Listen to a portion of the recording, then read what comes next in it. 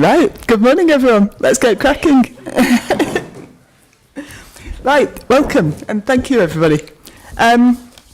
So I guess, you know what, I'm actually going to just take a moment for chair's privilege. So this is like it's a sad day, isn't it? Because we're going to say goodbye to Mike after 25 years on the local serving the Local Access Forum, and longer than that as a loyal servant to the authority. I actually meant that. Loyal servant. What's that meant to sound like? Can I just? Can I bring them out? He's been a really great asset. He's just been a font of wisdom, and he's been a great advocate, I think, for all of the disparate user groups and sort of managing possible areas of conflict between them. He's been a really fantastic arbiter, and he's been a champion for everybody, I think. So I think I speak for all of us, and I'm sure people are going to want to say their own words, but to say that we will all miss you enormously, but we're super happy for you as well. And I think, in the words of Dr. Zeus, I want to say, let's not be sad that it's over, but let's be glad that it happened.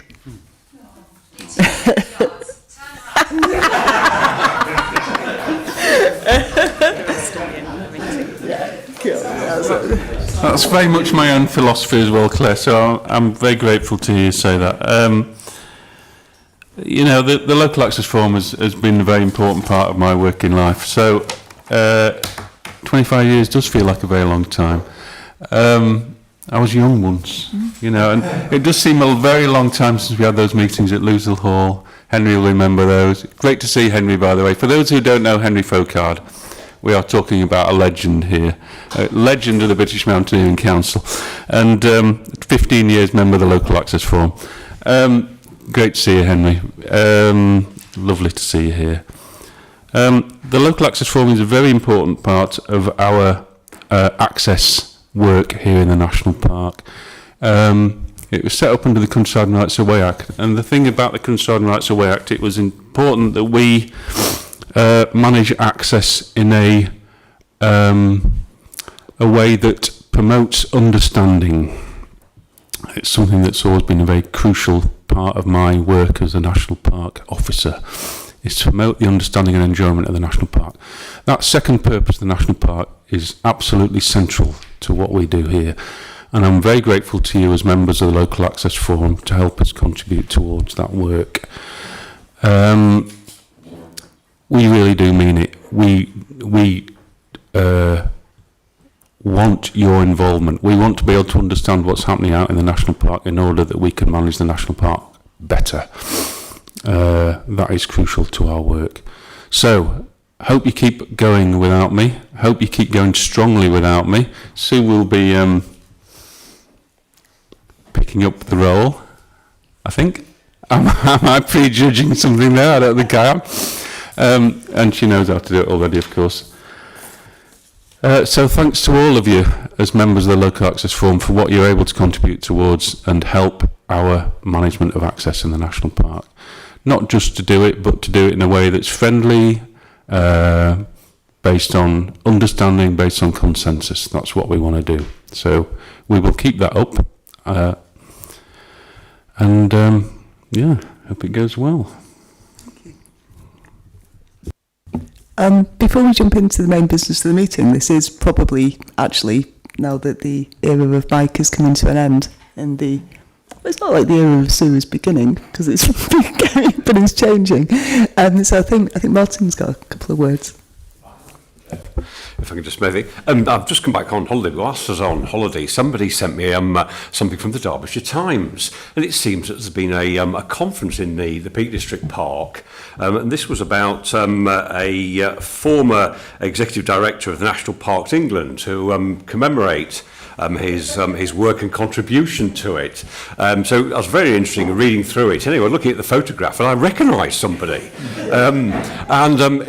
It was about Sue, and Sue has got a special award for her contribution to improving people's accessible enjoyment. Those things Mike's been covering with. So it's a first inaugural award, a fantastic award, and it talks about Sue, how she adapts and improves and innovates. And I certainly think, having worked with Sue and been out with her, the enthusiasm and the love of the Peak Park and access for all is absolutely fantastic.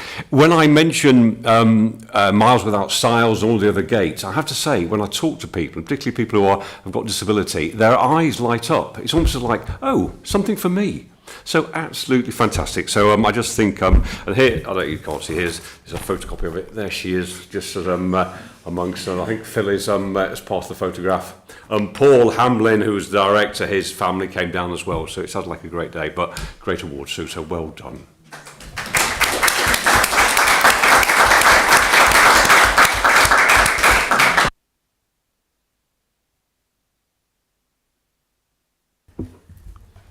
I was really proud to accept the award. I'd worked closely with Paul in the past, but it was the way that all the national parks work together, and also that we work in partnership within each national park as well, and local access forms are a crucial part of that. So everything we've been doing since, goodness knows how many years. It's not quite as long as Mike's 25, but it's getting there.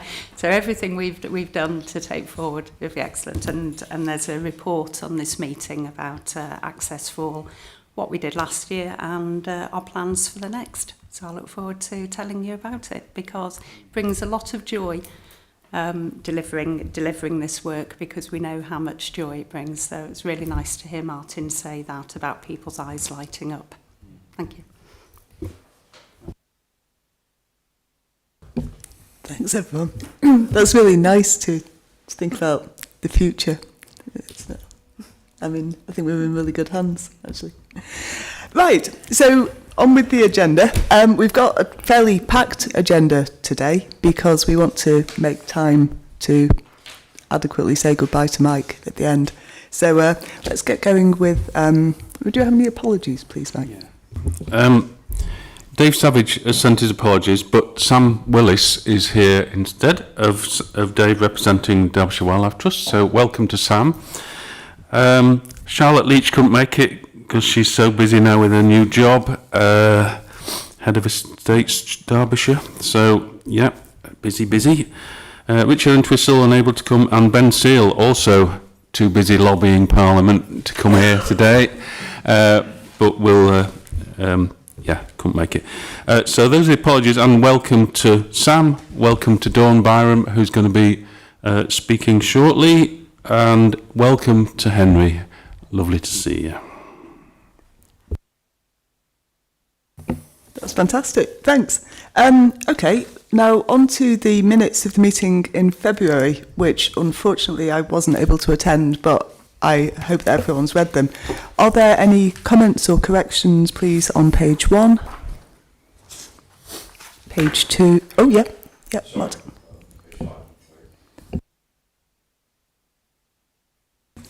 Anyone before page 5? Okay, go ahead, Martin.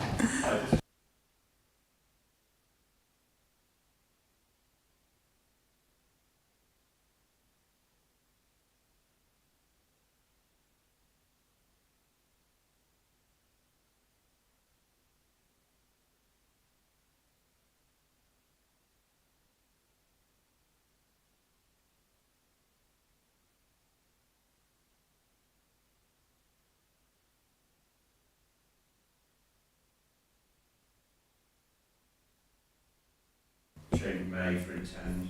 Yeah, a small correction to that page then. Any comments on page 6, 7 or 8? I guess probably this is a good time to say, so we're into a process of having a rolling chair. I think, do we know if Charlotte is still okay for next time, because she was going to do this meeting and then I had... It's been flagged up with her, but then she just... No, we're looking for another chair. We are looking for volunteers. Although actually I am finding this chair quite comfortable, so if we're desperate, I'll do it again in October. But if someone else wants to go, I don't want to become power hungry and, you know... Martin's putting his hand up. Sorry, Clive, just on the minutes, just on 21 members' reports. On the summary of discussion, it says the River Walk should be a resource for all users, not just people on foot. King Charles III is aiming to give access to coastal areas, including cliffs and beaches.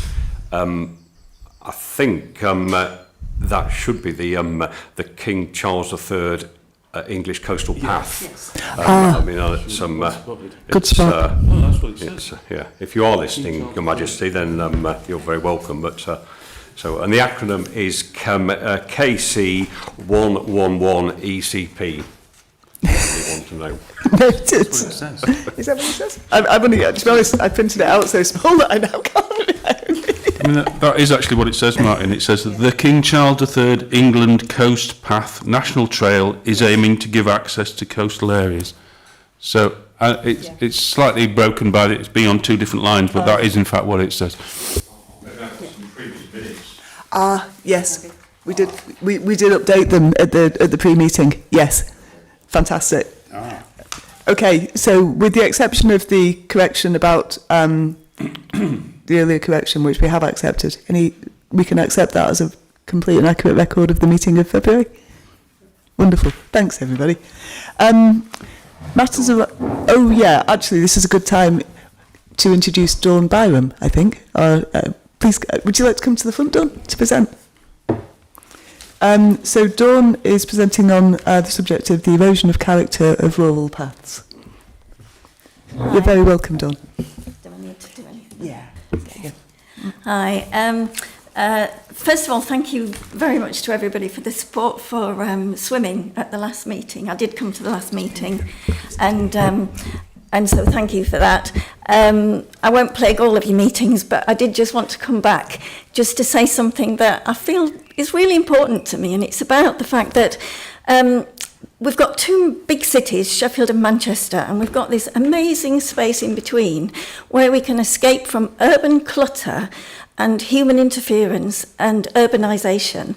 And I just want to give a shout out to try to keep it that way, because I do feel as if slowly, iteratively, it gets degraded.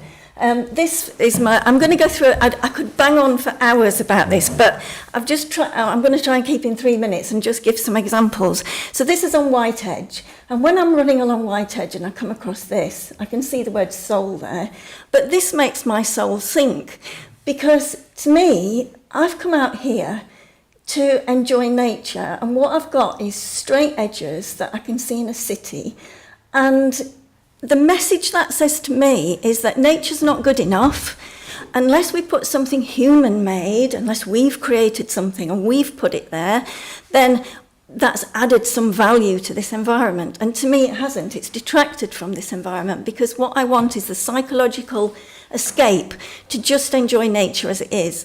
So that's one example. If you could do the next one. Now, this one is to do with...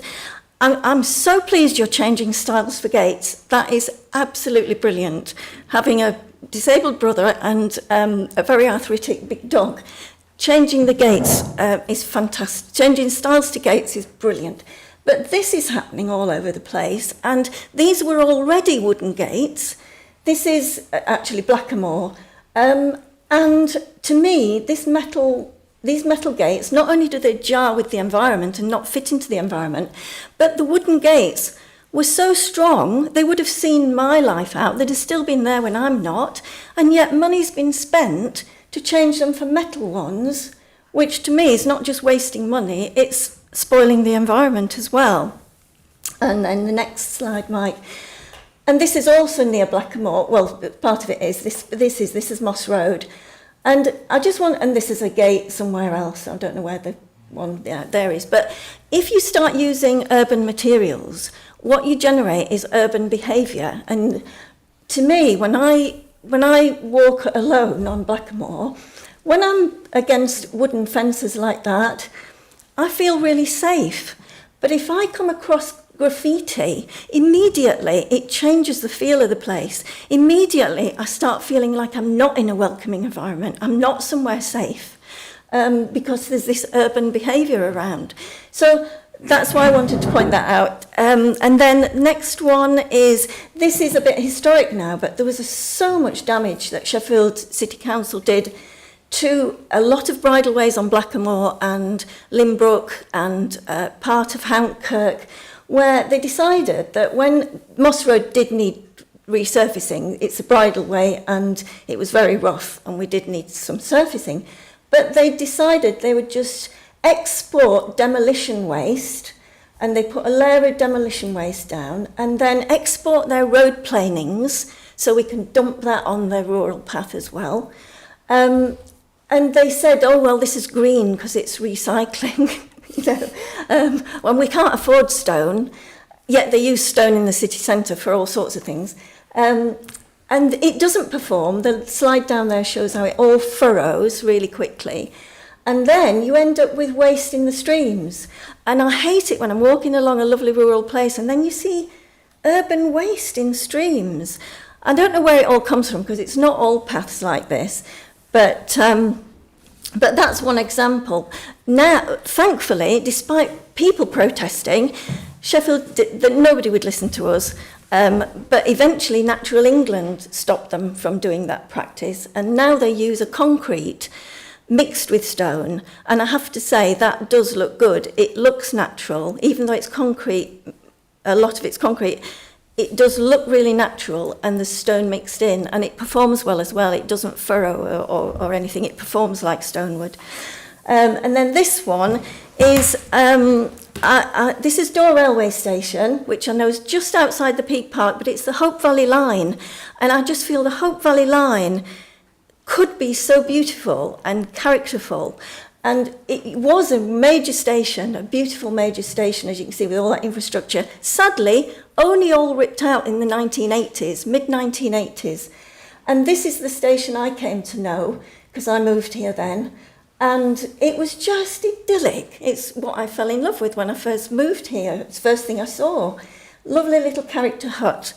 And it's opposite a triple SI woodland, which is, you know, beautiful. Yeah, Mike, if you could do the next one. Oh, right. That's okay. On my screen here, but it's not projecting.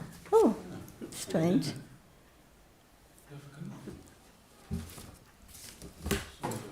That's all right. I could talk about this little hut while you're doing that, actually. Not only is that little shelter, because the main building at Dore Railway Station is a restaurant, so unfortunately that couldn't come back into railway use because it's already been changed. But we had a little brick hut, and you used to have those all along the Hope Valley stations as well. And one thing that's good about that is not only was it really cute, we liked it, we liked the look of it, but if in terms of climate change, that hut functioned brilliantly, because in summer it kept you completely shaded and cool, and in winter it kept you really cosy and warm with a wooden bench inside. So not only did it look good, it functioned well as well. And if Mike gets to the next slides, what you'll see is at Dore Railway Station, they wiped everything away that they could. Ah, here we are. So this is what we've got now at Dore Railway Station. And they claim it's an accessible station because we've got lifts. They've put a second line in and they've reinstated the middle platform that they took out. And then next one, Mike. And then this is about the shelters. So what we had was these two shelters. As I've said, inside the little hut was fabulous, warm and cool in summer, which I think is going to become more and more important. And then we had a big open canopy as well on the old building. So if people wanted more space, you know, wheelchairs, etc., whatever, there's space in there. So between the two shelters, you'd got everything we wanted. But no, we weren't allowed to keep the old one. They wiped it away. And then this is what they've put in its place. Now, this is actually my brother who's got mobility issues. And the top photograph shows the absolute tat that they've put in place of our lovely old shelter, and he can no longer sit down. And so in the big open shelter at the bottom, there's only lean-to seats. In this tat that they've replaced it with, he can't sit down either. They're lean-to seats. And so all last winter, he sat in the snow on these freezing cold metal seats outside, because the only seating he got was outside. Yeah, and I think that's just a scandal. He's got no shelter, basically, for that man. This one is my last slide, you'll be pleased to know. And this was, Sheffield Wildlife Trust had £1,000 to spend on interpretation. And this is going back a long time, actually. And at the time, I was on an advisory sort of public consultation body. And all of us said, we don't want any interpretation on Blackamoor. It's so wild, it's actually beautiful because it's actually been neglected, and that's its asset. It's fabulous as it is. We don't want interpretation. But because they've got a pot of money to spend, we had to have some. So they put this bench up with a poem on it. And it's next to this seat here, which is actually a memorial bench, which is another thing that I'm not really keen on in wild places. But if I'd have had £1,000 to spend, what I would have done is get a dry stone waller to come and rebuild that bottom of that dry stone wall, which is deteriorating, and that's a structure that's been there a long time, and dry stone walls are necessary obviously for other reasons. Rather than adding extra structures. And I would have built a seat into the dry stone wall so that you still have that natural environment, but you've provided people with a seat. So they're just a few examples. And I just wanted to say that I just would like nature to just be allowed to be nature and just appreciate it for what it is and not as try to interfere with it all the time. So that's it. Thank you. Thank you. Does anyone have comments for Dawn? I think I'd start out by saying when you go for a run and you open or close a metal gate, it's an awful lot noisier, isn't it? And so there's that kind of sound intrusion as well as as well as the visual. Yeah, absolutely. And we've spoken here on the Laugh about repairing paths with kind of insensitive materials that jar with the environment that they're in. One of those pictures had a Network Rail, it was just done over Dor railway station, has put concrete toppers on a bridge where it was a proper stone bridge. And since they've done that, there'd never been any graffiti. Now there's graffiti all over it. It was on that slide. And that's a false economy. If they think they can put a cheap material on, the problem is if they were made to come every week and wash the graffiti off, they'd actually find it's a false economy. Absolutely. Yeah, I think you've got a lot of sympathy with the members of this group. Martin, yes. Well, thanks for that sort of those things. There's a lot in there. One thing to note about kissing gates is why don't we just put in ordinary gates? Well, a kissing gate, it's anyone with disability, it's an immediate stop. I mean, why not just put a blind away gate just as a norm? And the other thing also, I think, just on your observations on those seats, I mean, bus stops as well. And first of all, this sloping, they put the things across there. I have to say, it's like the lowest common denominator. It's the worst. It's always thinking the worst of people. Why not think the best? Why put those barriers in case what somebody might lie down on it or somebody homeless? It really, I think it needs to be a lot more positive. And of course, also being metal. I did a presentation to talk to some people with disability in Sheffield. One of the things I took some props along to show for walking. One thing is I got out my scissor pole. Well, they'd never seen anything like that before. They just thought that was fantastic. And then when they'd all calmed down. But one of the points they made is that Sheffield's put in these marble seats round the thing, look beautiful. They said that's absolutely freezing. They said they're great. It's rethinking, thinking what it's like to be. So so great thoughts on that there. So thank you. Okay, thank you. Thank you very much. Thanks. Sorry. Can I just say that I echo what you're saying, Martin.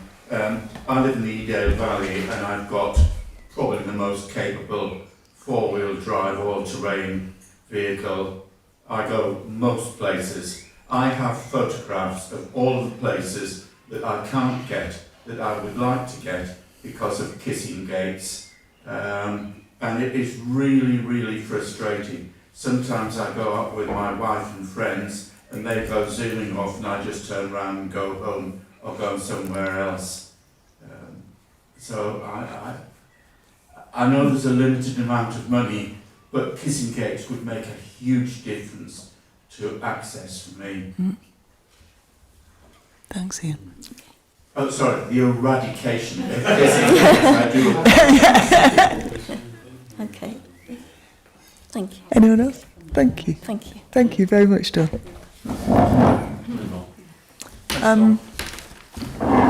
Okay, so we are on to item 3, matters arising from the last meeting, not covered by the minutes. Mr. Kenning. Oh, we're not doing that. We're jumping straight into, yeah, that's right. What about matters Arising. matters arising? We haven't done Oh, we're matters. not done matters arising. No. Sorry, Rob. So I've got an action sheet here with actions against most things apart from there's a couple of bits in the ROIP update, but unfortunately Jill can't join us today, so I vote that we defer these actions or checking up whether they were done till next time when Jill is here. Invite someone to the future LAF meeting to talk about slowways. We have it. That's actually against Mike and Jill. Have you got anyone to talk about slowways? Mike doesn't know anything about Fair enough. I think that might roll forward to. I think that would make it an SS against it for next time. It's not in my nature. DMMO presentation again is an action for Jill, so unless anybody knows whether she was able to do that, I think we're going to have to defer that to next time. She has done the letter. Oh, wonderful, thank you. Oh, that's great. And that's it, actually, for matters arising from last time. Do we go back to the October meeting, or should we just leave it? I think just let's leave it at the February meeting. Right, oh, yes. Sorry, Louise, go ahead.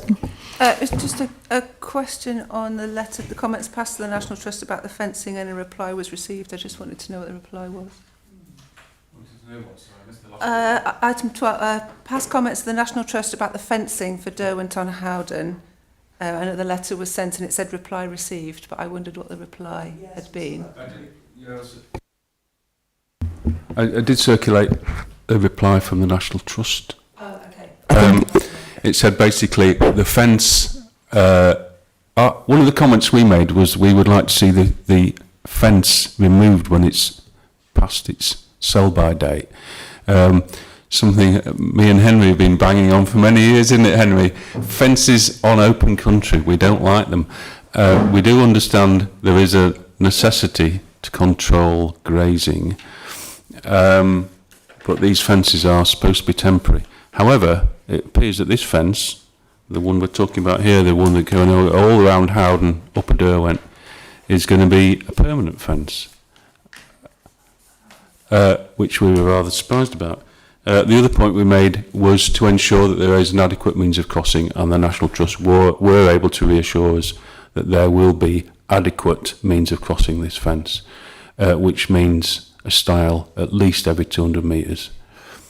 Gate on a major access route. So that's the gist of it.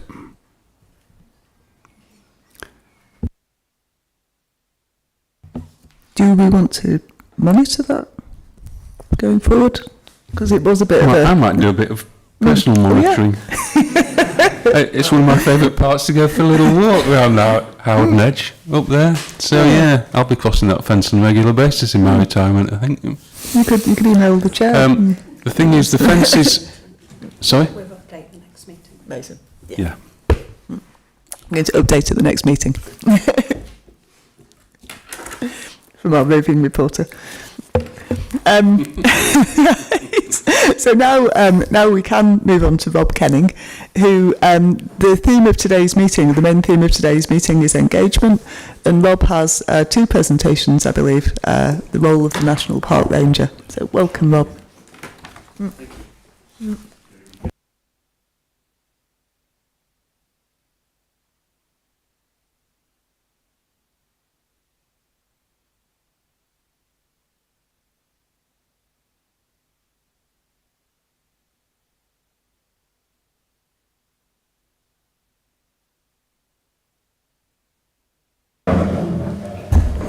Good morning, everybody. Thanks very much for having me in. How long would you like me to take? We've got a bit of latitude in the meeting because Jill isn't able to present, so a good 10 minutes easily. Yeah. Okay, well, I hope it's a good 10 minutes. Okay. Good morning, everybody. Thank you very much for having me. My name is Rob Kenning. 2 months ago, I started in place of Andy Farmer, if that's possible, as the Ranger team manager. So I just wanted to take the next 10 minutes. I suppose I have a couple of agendas. One is just to introduce myself, because I'm sure many of you with a passion for access and the National Park will be interested in what the Ranger Service gets up to, and I would welcome any opportunity to get to know you, to connect with you all individually.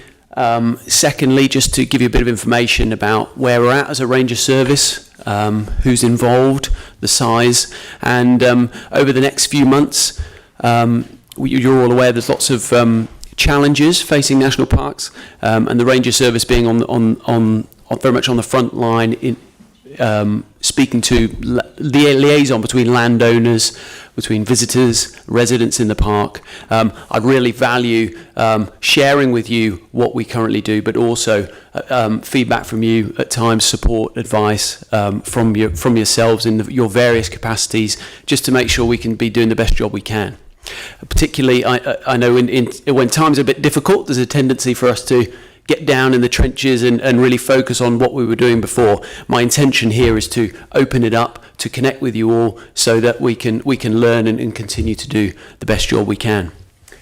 So here there's an absence of people. Normally you talk about the Ranger team, and I'll show you a nice shiny picture of somebody in a strong Asda coloured shirt. But here, just imagine for a moment if you didn't have the Ranger Service. We're there in the landscape, out enjoying ourselves, but there are people living there, there are people working there are people visiting, doing all kinds of recreational activities. And really our job is to smooth, is to get between all those varying needs, requirements, desires, between the visitors, between the landowners, between the residents, just to try and grease those wheels and keep things moving forward as well as we can, through persuasion, negotiation, through being ambassadors, being role models, and sometimes on the ground doing practical fixing and things like that of gates and whatnot. I was going to say next slide, please. I realised that was me. Thanks, Mike. So just to give you a little bit of information, we've got around 180 volunteer rangers. You can see we're heavily dependent on our volunteers, very proud of that. Got John in the room, volunteer ranger for many years. So we really rely on that. There are some issues at the moment around volunteers coming out at weekends. People are getting increasingly busy in their day-to-day lives. They're looking for often short, sharp commitments. So that's something we're looking at the moment because they're really important to us. In terms of how we work, on the right-hand side you can see a map. We break the National Park down into 10 sections. We've got a ranger in each section, and we have an assistant over there in the purple in the middle there as well, because some of you who've been to Derwent, Upper Derwent, know how busy the Fairholmes area can get, so that has a ranger and an assistant. So that's the on-the-ground rangers there, and depending on the area, they might do lots of fixing, or they might do much more engagement with landowners. In the White Peak, obviously we see many more landowners, many more individual farmers. In the Dark Peak, you've got bigger stretches of land, so those folks have formal agreements with water companies, but the nature of their engagement work, the nature of their on-the-ground repair work will look slightly different. We've also got two in the room, fantastic access and accessibility specialists.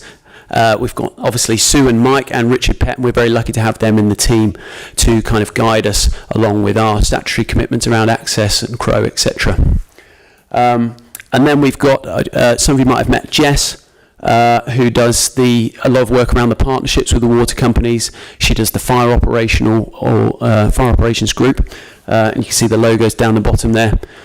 And then myself, who's come along for the ride, I'll just put in brackets the engagement team, who we have traditionally worked with very closely. Obviously recently under restructure has reduced quite a bit. I mention that because we have some questions now about how much of that engagement work around junior rangers, ambassador schools, things like that, we should be looking to incorporate into our own team going forward. So that's why I mentioned that there. So we've got a good, a good strong team of individuals. Next slide, please, Mike. And then just in terms of what we do, as I mentioned, I think we're doing our best job when we're awkwardly placed in the centre of all these different commitments, using that judgment, that experience. Sometimes that can turn practical when we can assist the landowner with replacing some appropriate signage, by assisting the public with help and advice, and sometimes where there is a clash between the two, maybe getting in the middle, offering some volunteer ranger support, more patrols in the area in busy spots, tidying up. We've just heard about sort of graffiti and things. At times we can get involved in tidying up the landscape a little bit. So inherently this role is very varied, and there's some strength in that, because we can then apply and deploy ourselves quite quickly into these different areas. The challenge of that, of course, is we are so multifaceted. Sometimes it's difficult for us to really drill down to what we should be doing with our resources. So that flexibility is a great strength, and can also at times lead us a little rudderless. So that is the challenge that kind of we face as we move into these more challenging times. Just on the right-hand side, there were some quotes there, but I'll skip through. There were some just quotes from some volunteers who have described how they experience what they think their role is in the national park. So yeah, a bit of upkeep, offering help and support, and encouraging people to adhere to sort of countryside code, things like that. Thanks, Mike. And then, yeah, just a little bit on the challenges. These are not unique to our service, but obviously the financial pressures. Perhaps about 10% of the authority's budget might go into the ranger service. We used to be about 50% larger, and obviously over time that's reduced, so our areas are bigger per person. So that's a challenge for us in terms of, if that continues to head into financial pressure, we'll need to have a think about one ranger, one area. If that area gets a lot larger, how do we keep that sort of local knowledge, local contacts being sort of realistic? As I've already mentioned about the engagement work. Climate change, obviously when you're out on the ground, we have things like wildfires, flooding. From an access perspective, we get greater erosion looking forward, so the cost of maintenance and repair on rights of way and things will be a challenge. And then of course, more visitors. Often we talk about visitor pressure. I think just more visitors is a good way of thinking about it, for starters. And in some areas, that will mean we get pressure. In other areas, there are not so much pressure. We know I think my understanding is we see lots of intense visitor footfall in some areas and not so much in others. So how we should be shaping our ranger service to work with that more dynamically in a more agile way in the future is kind of up for discussion. So yeah, it's all about how we're going to measure and monitor what we do, because it's hard to put numbers sometimes on how many conversations you've had that day, for example, with members of the public, to show the value you've brought. That's questions for us. Where are the opportunities for funding internally and externally for us? About the engagement opportunities. I've mentioned some of these other things. But ultimately, it's about thinking about that landscape. If we're going to be in the landscape, if we're going to be wearing the shirt and out there to help visitors, residents, landowners, how can we do that to the best of our ability in this ever-changing, more complex environment we find ourselves? So those are the things that I'm thinking about over the next few months. I'm not expecting everybody to have answers, but if you do, that'd be fantastic. I don't know if we've got any more time, but any questions or queries would be gratefully received. And that's an AI example, by the way, of what a ranger looks like in 2050 and 2100. We're all models from the United States, I think. That's what that tells us. But, yeah. Okay. Thank you. Thank you.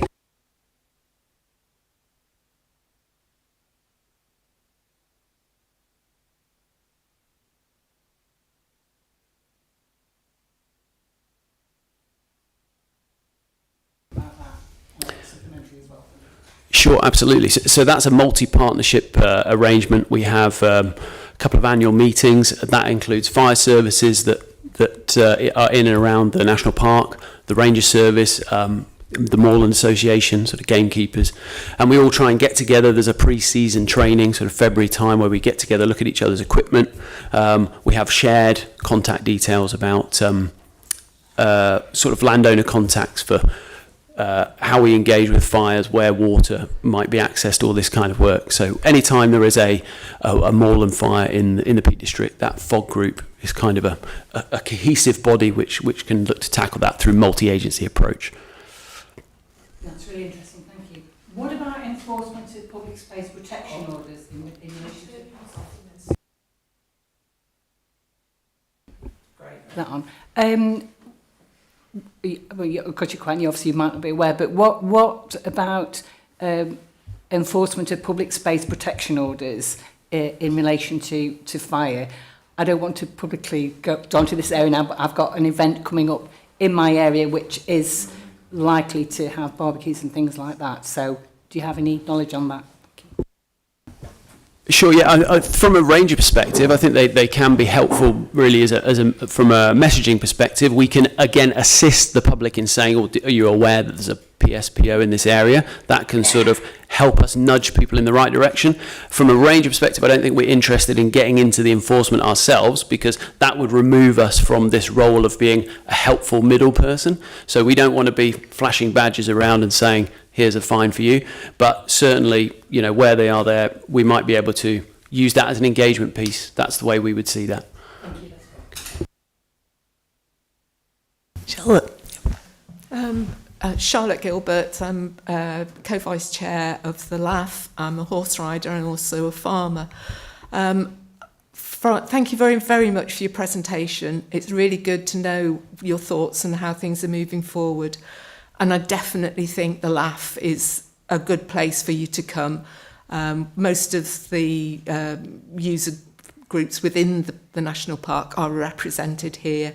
And we are, as has been said many times today, that we are a very supportive group. We're interested in each other's perspectives, and I think we would have a lot to contribute. So very much look forward to hearing from you over time and anything that we can do. As a farmer, I'm quite interested in the approach of the area rangers. And I wondered if you had any plans to let the farming community know who their ranger was, because personally I don't. Andy Farmer was my own ranger and now he's retired. I don't know who to go to. But it would be really good, because I think a lot of the problems with visitor pressure could be very easily nipped in the bud, especially if you felt you got somebody that you could contact and that you could work with and explain something that was a potential problem before it became an actual problem. So that would be really helpful moving forward. Thank you. Okay. Yeah. Thanks very much for that. Yeah, definitely. That's definitely something we can have a look at. And I think perhaps the only reason we haven't been doing that is as the areas have gotten a little bigger, you lose that kind of personal connection with your area ranger. But that's definitely something we'll take forward as an idea. Thank you. We've got another question from Louise. Hi Rob, I'm Louise. I'm chair of the Standage Forum and involved in Sheffield Moors Partnership. I'm also, I think, still on the register as a volunteer ranger, though I haven't actually been out for a while. But anyway, I've done the training. So my question is, the Peak District National Park is obviously not the only organisation that has rangers, paid and volunteer rangers out active and in the park. So one part of my question is about coordination and sharing between the different kinds of rangers, both the paid rangers but also the volunteer rangers, particularly within individual landscapes and in some of those hotspots. And that's kind of connected to my second part, which is that I think for us as the LAF, we're always thinking about getting messages across and how we engage people. And you know, there's social media and communications and PSPOs and all these things, but a key part of that is always a face on the ground when they get there, who's a friendly, welcoming face, who can maybe do a bit of enforcement around things like dogs or litter or fires or whatever. That's obviously increasingly difficult with reducing funding, and I don't know if I'm really expecting you to have an answer, but I think it's something we really want to see and really want to encourage. And if there are ways of coordinating between organisations that are represented here, looking for different ways to cross-fund the fact that we can have these people out engaging with people. I think it's really incredibly important, because it doesn't matter how many messages you read at home, how many influencer videos tell you about what to do in the countryside. If nobody tells you when you get there that you're doing a bad thing, you'll probably just carry on. And I think, a friendly face and that kind of on-the-ground personal engagement is really important. Oh, and I think you guys do a great job. Yeah, okay, that's great. Thank you so much, Louise. And yeah, just to say, I'm probably the next thing I'll be doing is speaking to National Trust and Wildlife Trust folks, and just to get an understanding of each other's resource and capacity for that on the ground engagement, and see where the gaps are and see where we can complement each other. Thank you. I'm actually just going to stick an extra little... Sorry, Martin, I've just jumped in there, taking my chair's privilege. Sort of following up quickly on Charlotte and Louise's comments, one of my interests is sort of access to the outdoors for health and well-being purposes. So I also echo colleagues in saying that I'd be really interested in seeing where we can help you to find ways to fill that gap in the engagement team, or at least kind of bolster it. So would love to carry on this conversation. Martin. Rob, thanks. That's a really interesting overview. It gives me a really good insight. I'm Martin Bence. I'm Footpath Secretary for the Ramblers for Derbyshire Dales District, so I look after 1,700 kilometres of rights of way. When I go walking in Derbyshire Dales, I mean, I think we've got a pretty good network. However, if I do go walking, I do come across quite a lot of issues, and it's like, how many do I pick up and how many do I ignore? So missing signposts, broken stiles, if it's only slightly the bottom steps wobbly, barbed wire on the wrong side of the fence, facing the right of way instead of the other side. It goes on. So for the Peak Park, just tell me, because we've got Derbyshire County Council with the Rights of Way team who pick up all of these issues. How does the Peak Park, your roles, I mean, say you come across a stile or say a barbed wire issue too near the fence, how do you work with the Rights of Way team and the Peak Park to resolve those issues? Yeah, that's a great question. So I think traditionally we've done a lot more. We've been a lot more involved, and I think over the last few years we've tried to move to more of a prioritising role. So obviously the highway, we're not the highways authority, so anything we do is sort of adding value to that work, really. So if it's a quick fix that our volunteers might be on the ground doing a walkthrough, they might see a bit of barbed wire needs some adjustment, or a latch needs moving across, they'll just get on and do that. Obviously it's the landowner's responsibility on gates and stiles, but we do work with the highway, so we try and tell them which of the routes that we're particularly interested in, that we might be a bit more proactive about trying to repair and do maintenance work on. Obviously a lot of Sue's work is around sort of bigger picture improvements. So yeah, we just try and coordinate with them. They give us a little some budget each year to do some repairs on their behalf because we're out on the ground. But yeah, the way we do it is sort of prioritising the routes that we believe are sort of the priorities, and then the other routes we encourage people to report back to DCC for them to follow up with repairs. Are you guys happy with that? Yeah. Does that make sense? Awesome. Are we doing...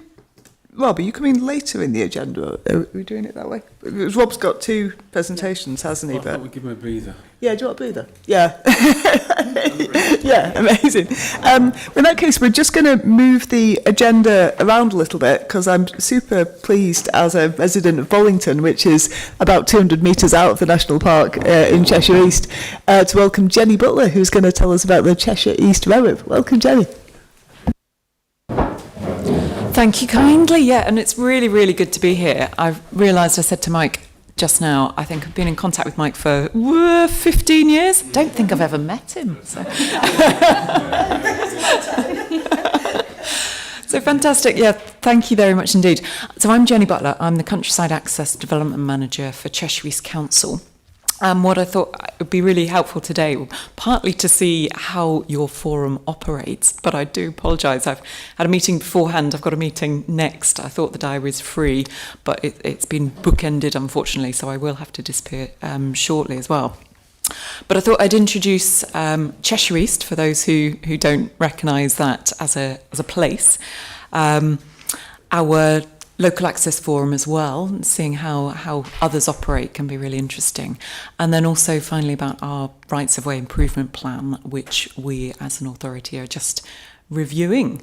So yes, I'm Jenny Butler. I work within the Green Infrastructure team, which is of the council, and that comprises the public rights of way team and the Countryside Ranger Service. So we've just recently, last 18 months, come together in recognition of everything that we do is serving the same purposes for the public and the landscapes that we operate within. Cheshire East, who recognises that as a place? Right, we've got Bollington. We've got, okay, quite a few hands up. That's good. So I was going to ask Rob to leave the map on the screen, actually. So we come from the west. It starts down on the Sandstone Trail, down in the southwest area. Sandstone Trail, Sandstone Ridge might be becoming an AONB in the near future. Then we span across the market towns and the very agricultural dairy land of the Cheshire Plain, taking in the market towns of Nantwich, Sandbach. Some of these might be recognised. Holmes Chapel on the M6. Everybody knows Crewe. Then we come across, AI described it as the charming town of Crewe the other day. Then it picks up lots of canal networks, comes across, thank you kindly, comes across and meets the Peak District area, and then also spans all the way up to Knutsford, Wilmslow, Poynton, so towns on the southern edge of Manchester. So quite a diverse borough. One that perhaps isn't known. Cheshire is widely known, but Cheshire East perhaps is not recognised as a defined area. But that is where we are. So Cheshire East has its own local access forum as well. It's called the Cheshire East Countryside Access Forum, and it's been around since the LAFs were formed. Originally under Cheshire, and then as soon as Cheshire, under local government reorganisation, as soon as Cheshire East was formed, the Cheshire East Local Access Forum continued, and it decided to change its name as part of that evolution to recognise that it's not dealing with shop mobility access issues or sort of urban access issues, it's dealing with countryside. So the members themselves took that decision to change their name. So it's called the Countryside Access Forum. It comprises of 11 members at the moment. We've just done a re-recruitment process, and those members include a councillor from the Borough Council, who is the walking and cycling champion for the borough. We've got horse riders, we've got members of the NFU, disabled ramblers, walkers, cyclists, mentioned horse riders. So we've got quite a wide range of members represented, and we've got interests that span all those members' interests, and also ecological sort of education side of things. So hopefully we've got a wide range of representation on the forum. The forum meets 4 times a year, alternating between Crewe and Maxfield. And then also members do some site visits if there's an interesting case study that's coming up, or a particular site that's having a consultation run on it at some point in the future by one of the organisations like the Council or Natural England, for example. So a varied agenda throughout the year, and we're just about, hopefully tomorrow, because Sue's coming to the meeting tomorrow, very kindly. Tomorrow, hopefully, we will ratify the annual report for the forum. So if members here would be interested in seeing that annual report, we can certainly share that. Yeah. Okay, we can do indeed. So that's our Countryside Access Forum. I don't know if anybody's got any questions on how that operates. If not, yep.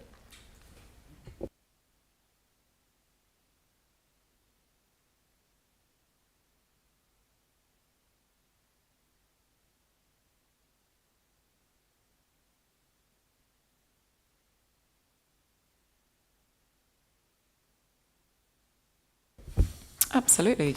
So as a forum, yeah, some of the barriers will be the limitations of the time and the resource and the energies that the forum members themselves has, as you will rightly recognise. Also, I guess it's fair to say local access forums have often struggled with their purpose and their remit, it being relatively undefined. But that said, the Cheshire East Forum has done some great work in a various number of areas. Looking back, some of the key ones that I'd think of, working with parish councils to highlight the risks of rural roads being used as part of countryside access networks, forming education with drivers about what to expect on a rural road and how to react on a rural road if you're driving and you come across a horse rider, for example. That took the form of leaflets and also some forum engagement events. Another key success, I would say, is researching accessible walks across the borough and capturing the information about the accessibility of those walks and putting that in a format in a leaflet so it can be publicised to the public. I think that would be another key success that I would highlight. That's helpful. Grand.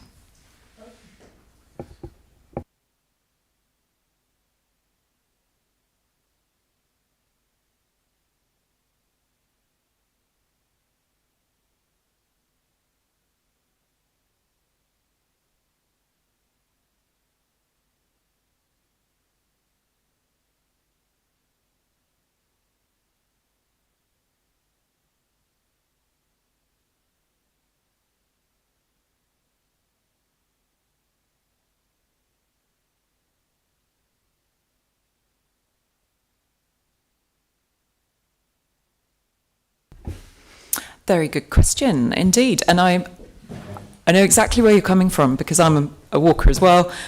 You go somewhere, find an issue, and you want to be helpful, don't you? You want to report it because when we're out there, we're the eyes and ears because as we've heard, the councils and the authorities don't have the resource to be out there proactively.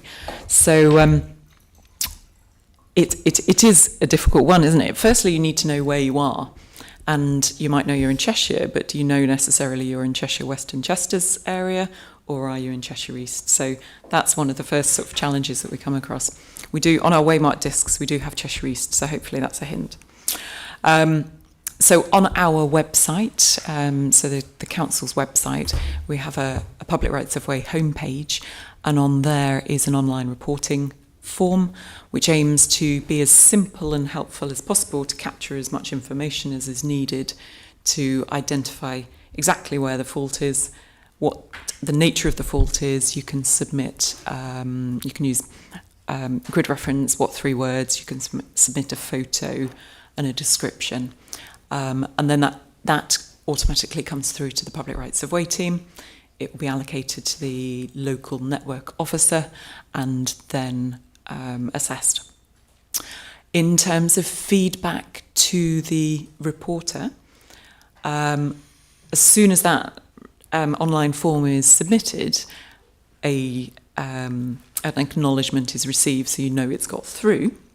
But one thing we do know is, and we have as an aspiration, is the ability to keep informers informed as to the progress of the resolution of the issue, and we realise that that's something that members of the public reporting issues would like to know, completely understandable, but resource limitations have meant that we've had to say we can't do that, we can't keep people informed of the progress of an issue at present. But we do have it as an aspiration, and we're looking at a piece of software with our GIS system, our mapping and database system, that will do that function so that when an issue is reported, it's logged.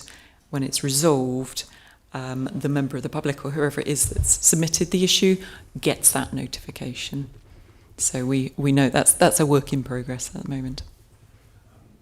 Just 2 follow-ups up for that.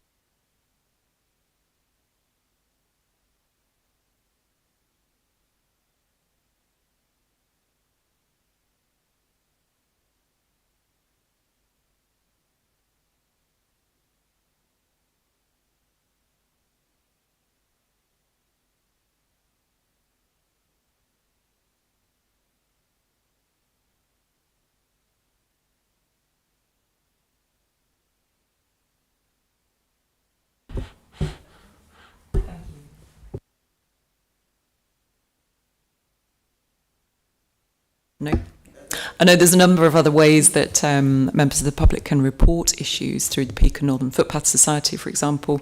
I was hearing the other day that OS Maps app has a ability to log issues, but I understand that's more for sharing with the OS Maps community. I don't know if there's an aspiration for them to pass that on to the highway authorities. I don't know yet. We have a question to ask there.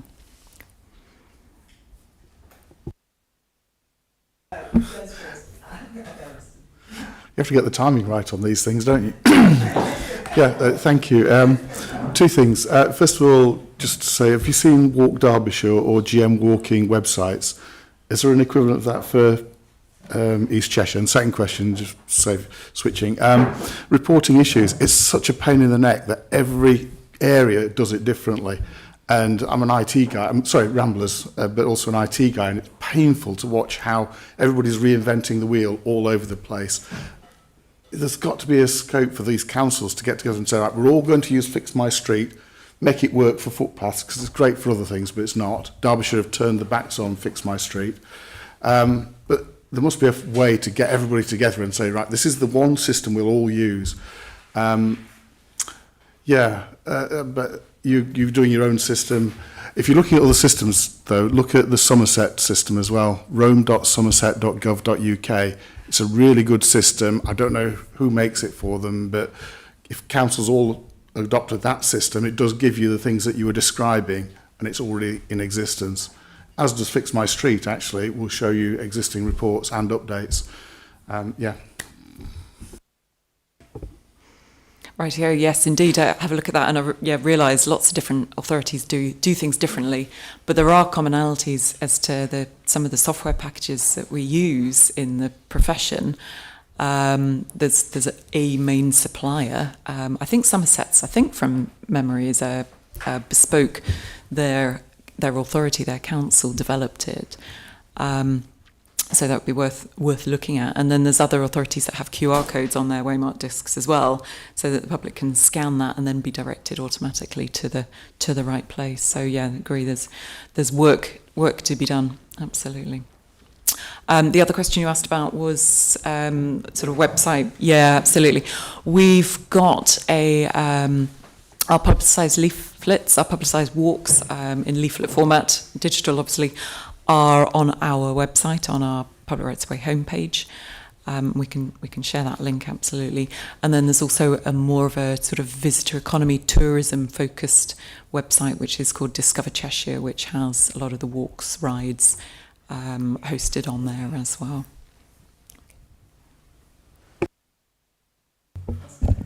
Hi, Austin. It's Austin Knott. It's a follow-on from Martin's question. So once a report has come into you, is there a prioritisation methodology to decide which issues to deal with first, and how was that developed, and how does it work for you?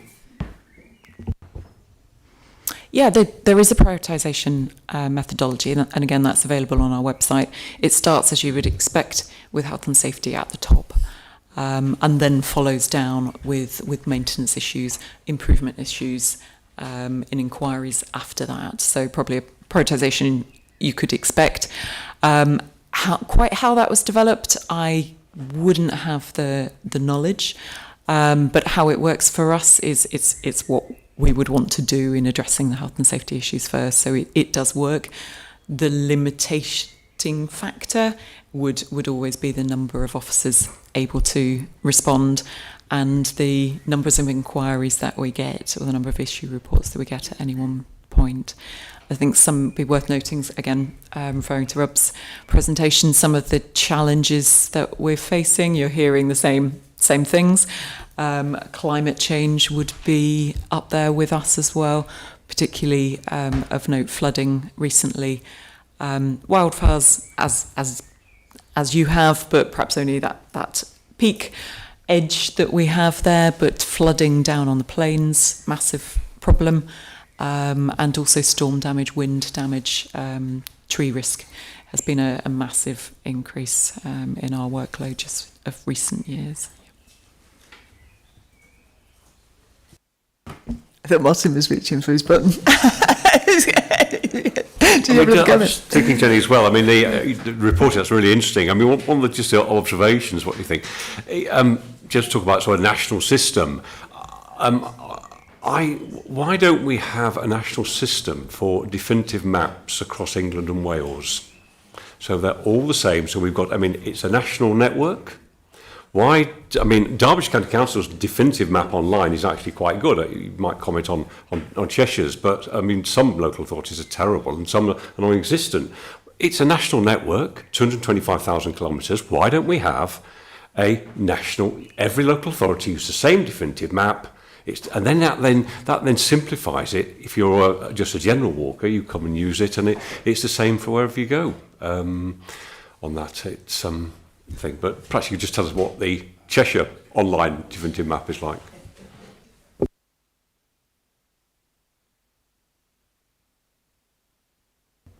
I am pressing the button, honest. Sorry, we have an interactive map, again, available on our website. It is auto-populated when you click on it with our working copy of our definitive map. We'll give you the reference numbers and the parish numbers and the classification of the route. So lots of people have said how useful that is for identifying routes.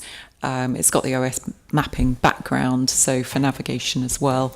And recently, a friend completely out of the blue just said how that gave him the confidence to plot routes and go out and use them, whereas he wasn't confident using an Ordnance Survey map by itself.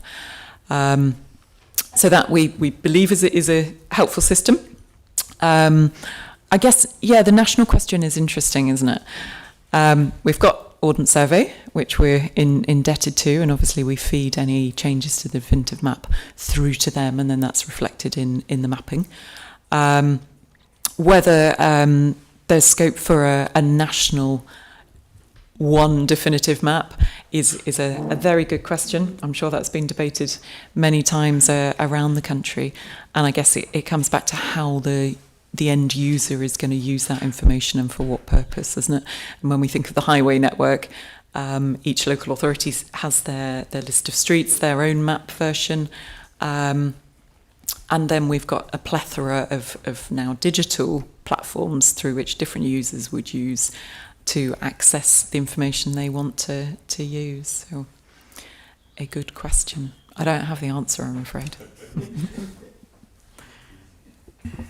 Any more questions for Jenny? Or I think I'd just like to finish up by saying that was awesome. Thank you so much. We've we speak periodically about Jill comes to present the Derbyshire map on a regular basis, and we don't really have representatives from the other local authorities that come routinely. So I do hope that this is the start. I don't expect you to come to all of our meetings, but I hope that this is the start of an ongoing relationship. Great, thank you. And we certainly did. Mike and I used to exchange papers and agendas, and fair to say we've let that slip, haven't we, of recent years? Yeah. And I think there is perhaps scope for forums to share their information, to share what's relevant, what's challenging, opportunities, things that work well, best practice. I think that could be certainly something we can do indeed, absolutely. Yeah, but if you'd like me just to mention about our Rights of Way Improvement Plan as well, if you've got time. Yeah, so the Cheshire East Rights of Way Improvement Plan currently runs from 2011 to 2026. So we have a 15-year plan which has stood us in very good stead, but is obviously coming to the end of its time. Because, as you all know, it's a statutory duty of the council to have a Rights of Way Improvement Plan. We're going through the process of renewing that with a view to getting it in place next year. You'll be familiar with the purpose of a Rights of Way Improvement Plan, of looking at the network, not just of Rights of Way, but wider countryside access, be it permissive or be it country park sites, and then comparing that with the demand for those networks, both current and potential. So what we've done is a bit of the evidence base behind that. That's enabled us to come up with a draft vision, because all good strategies have a vision, draft objective objectives and a draft statement of action setting out what we're aspiring to do. We're currently going through the process of internal stakeholder engagement on those drafts, and that's proving really positive, really constructive. Getting those conversations going with colleagues in the planning team, public health team, highways team, active travel, you name it, visitor economy, economic development. It's a really useful exercise to go through. Because, and you don't need me to tell you, but because rights of way and countryside access meet all of those aims or can help deliver the aims of those teams as well. So we're going through that process. We're doing some external stakeholder consultation with our key external stakeholders. So in our area, particularly the Canal River Trust and the National Trust, who are big landholders. And then we'll go through our committee procedure. It's hoping to go to our committee in September of this year.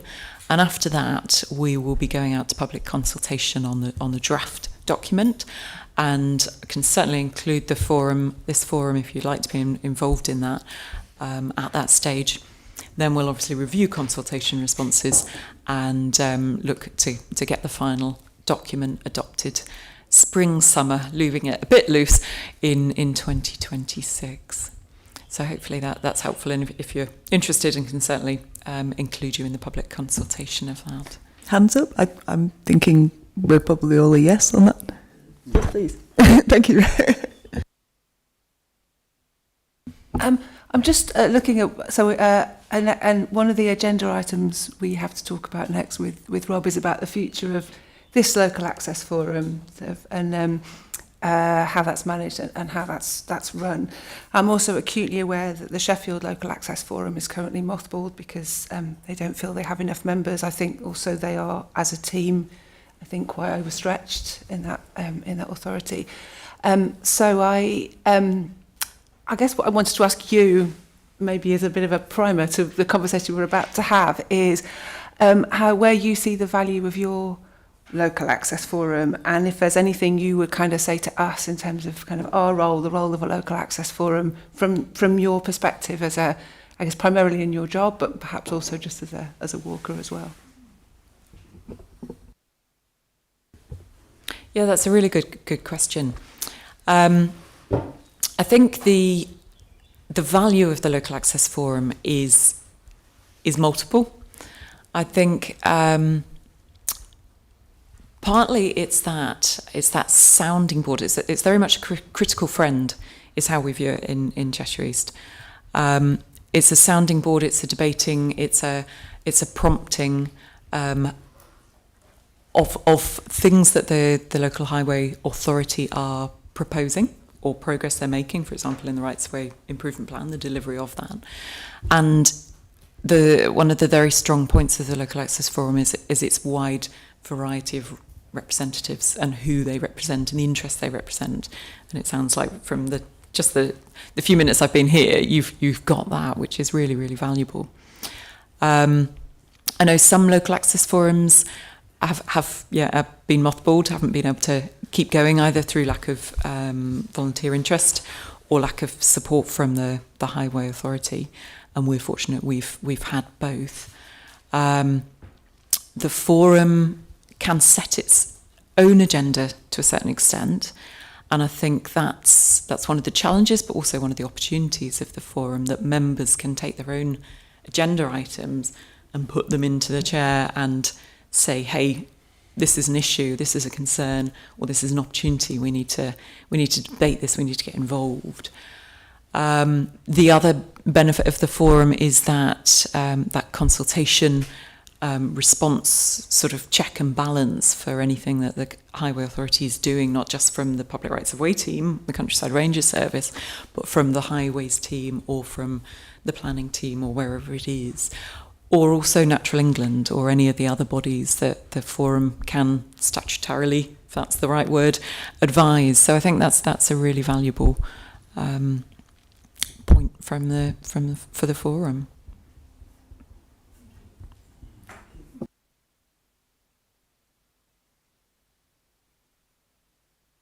I'm not seeing any other hands, so I think that's a good place to end that. Thank you very much, and you've given us some food for thought later in the meeting.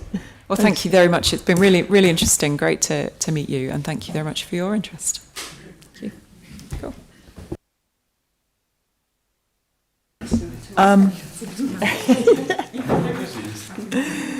So next up, we've got Sue, a paper on access for all. Over to you, Sue.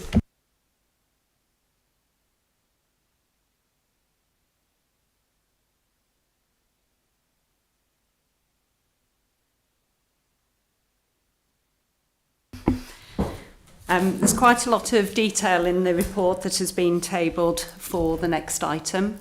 So I'll be running through a presentation which will bring to life with the aid of pictures as soon as it's up. Good, brilliant.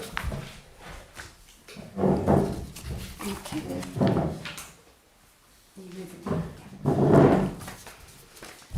So next one, please, Mike. Okay, so DEFRA Access for All funding. It's a 3-year programme. We've completed year 3 and we've just been notified that we have a year 4 as well. So the programme of funding is the removal of barriers to access to make protected landscapes places for everyone. And the local access form has been updated and engaged in the work that's been taking place. This is, as noted on the slide, just capital funding. It covers both infrastructure and information. So with it being capital funding, it deals with the creation or acquisition of assets. Okay, next one, please. So accessibility is the heart of the authority's work, and this funding's been used to create more miles, places and mobility so that everyone feels welcome in the Peak District National Park. We've spent the full amount of funding in both year 1 and in year 3. There was no funding in that year 2. And as you will have seen from the previous slide, year 4, the anticipated spend, we're looking just over $250,000, which is just short of what we received in both years 1 and 3. We are expecting to receive the funding July. It needs to be spent by the end of the year. So, or when I say end of the year, end of the financial year, so end of March next year. So as well as spending all the funding that we received in year 3, we also used it to lever in additional funding, which meant that we could deliver a lot more. And we have been supported in that by the foundation. So they carried out fundraising and with the support of Tarmac and others, we received over £26,000 towards a changing place. We received funding from them for maintenance of half of the route at Goit, because with the DEFRA Access for All funding we were able to extend the route and create the new route, but we didn't have funding available for maintenance, so that's where we were supported by the foundation.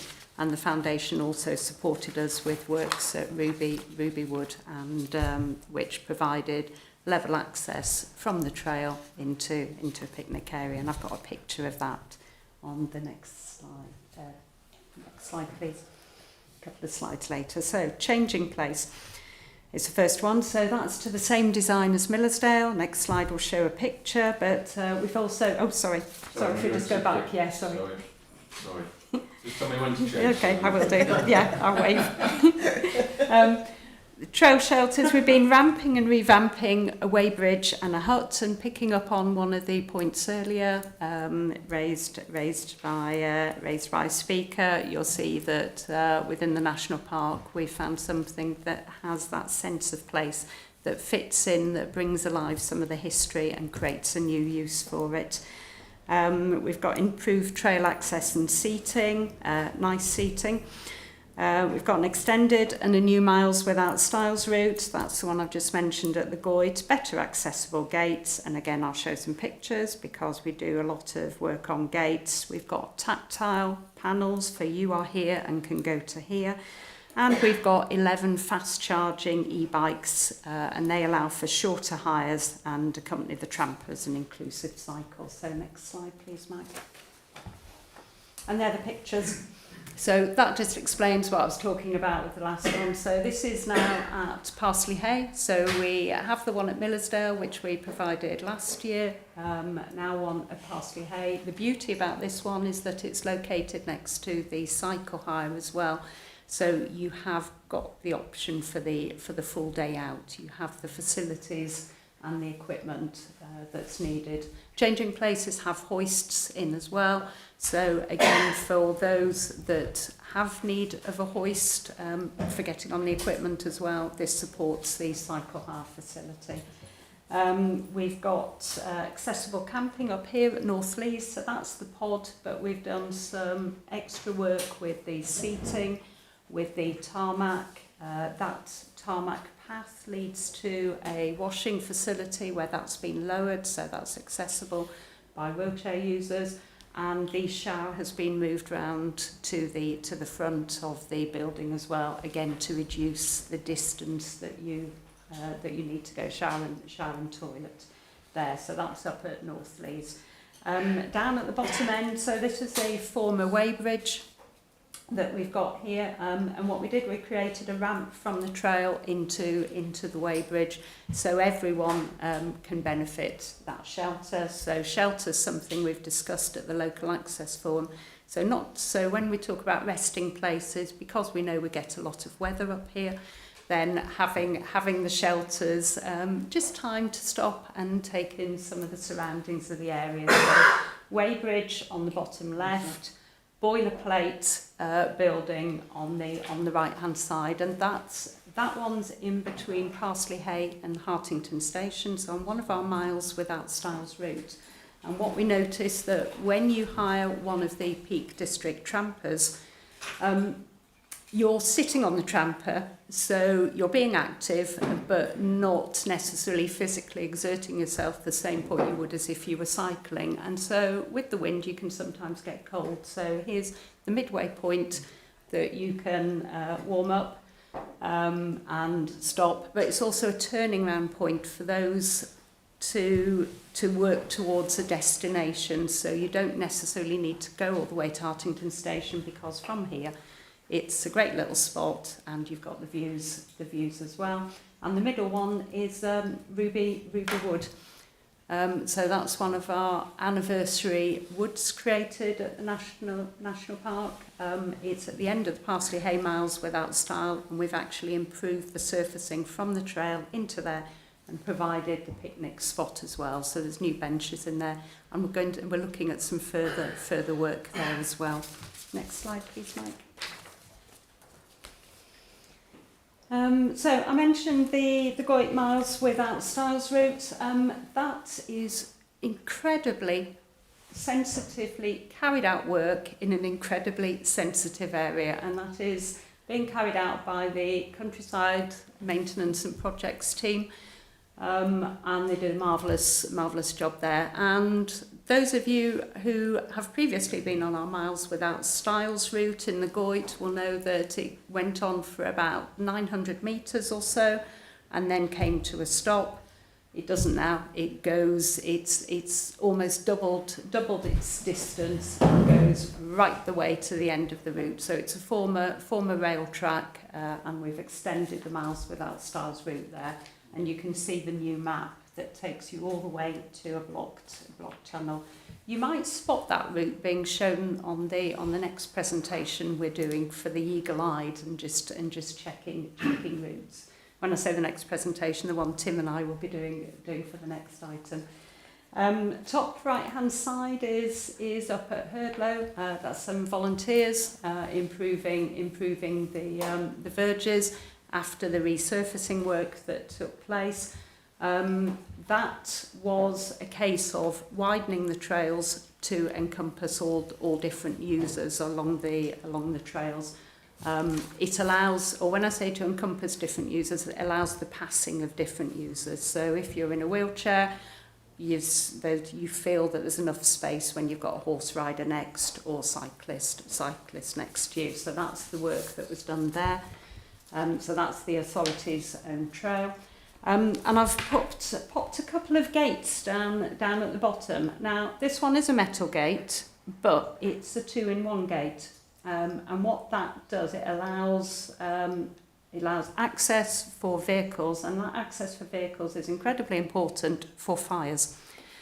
So that's why we needed to maintain that vehicle access, because they need quick access for fires as part of the fire operation group activity, as and when needed, and for monitoring as well. And the gate on there allows all the other users to keep to that path as well, because sometimes field gates in themselves provide the width, but if it's too difficult to open if you're wheelchair users, and sometimes even as a walker as well. So that's the new 2-in-1 gate there. This bottom right hand one, you'll be pleased to see. Anyone that knew that one will have seen previously that there was a metal kissing gate that went in. It was one that was accessible with the use of a radar key. But what we've done with that one, we've taken out the metal gate, we've put in a wooden gate, so everyone can use it. The metal kissing gate was in previously because of the problems that there'd been with motorised vehicle use along this track. So kissing gates can be made accessible, but any gate effectively is a barrier to access for someone. So we do what we can to try and improve. So that was funding for better gates. And just final slide, please, Mike. Okay, and all I've done for that is to show that this is what we're about: access, accessibility and active travel. So summing up in 3 words, some of the work that the National Park does. So these trail interpretation panels, they're tactile. Go out and take a look, because they're now in place all along the Tissington and High Peak trails. It's got the distance in between, and it tells you the destination, but all the facilities there as well. And as you can see, top right hand, who the trail is for, and a couple of the new equipment that we ordered. The fast charging e-bikes accompany these shorter hires for the trampers. So you might have. You will have heard when I said about trampers in year 1 that on the trails we got some go faster trampers so they could keep up with people hiring bikes. Now we've got the e-bikes for people to keep up with those hiring the trampers. So thank you very much, everyone. And just to let you know that there's a few things we're looking at. Again, the more miles, more places and more mobility. So new miles without styles routes. We're looking at how we support people with using the routes, either with the information they need to look at on site beforehand, or even for those who can't access, they can still bring a little bit of Peak District back home. So we're looking at that with the audio trails and some of our filming. Again, there will be more resting places. We'll be looking at signage, building on the Accessible Castleton work. Well, we'll go bigger this time. So Accessible Castleton was our first accessible village. Let's look down the road at Accessible Bakewell as well. So we've already started looking at some work there, and more equipment for cycle hire. But this time what we're looking at is mobile cycle hire. Yes, I know that all cycles are mobile, but it's not just a case of someone coming to the cycle hire facilities, but the cycle hire facilities going to where they're needed and to support access in new places. So thank you.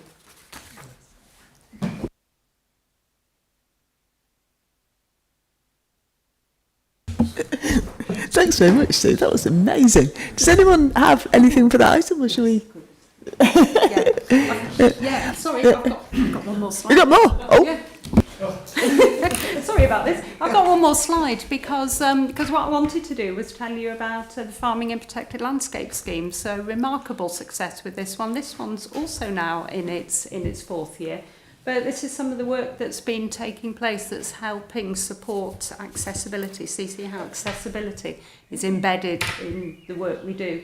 So this one on the left-hand side, that actually leads you up to Minninglow, the hillside at Minninglow. So this is a case of from the trail, changing the gates to allow access by everyone. Ian, take head out there at some point. I mentioned about the speed of trampers. Yeah, you know, you try taking a picture and they're off.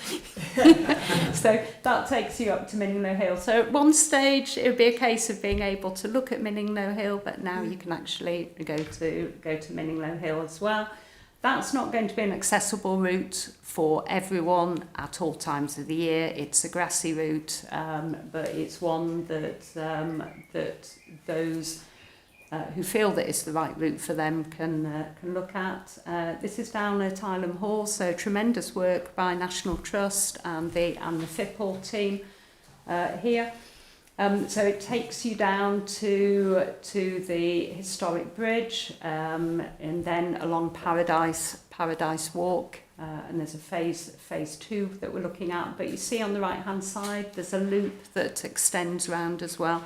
So shallow steps on the direct route, and then a loop that extends round to the right, just below the church, which is hidden in the trees.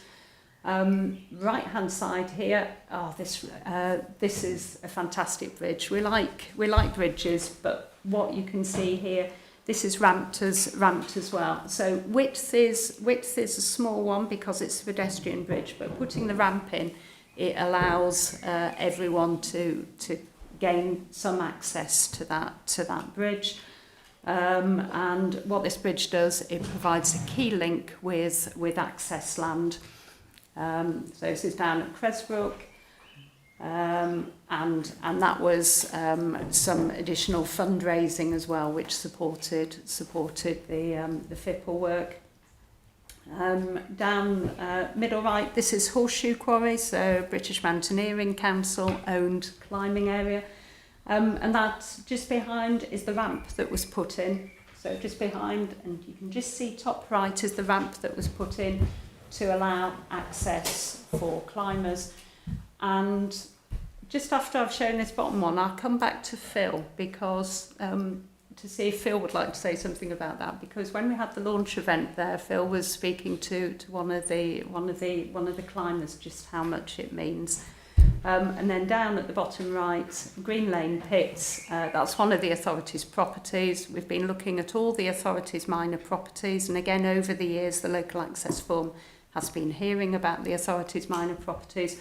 So what we've done with these ones, we've put wider gates for all the access. So access is 4 foot wider, so 4 foot gates to allow access into and through all the authority's minor properties.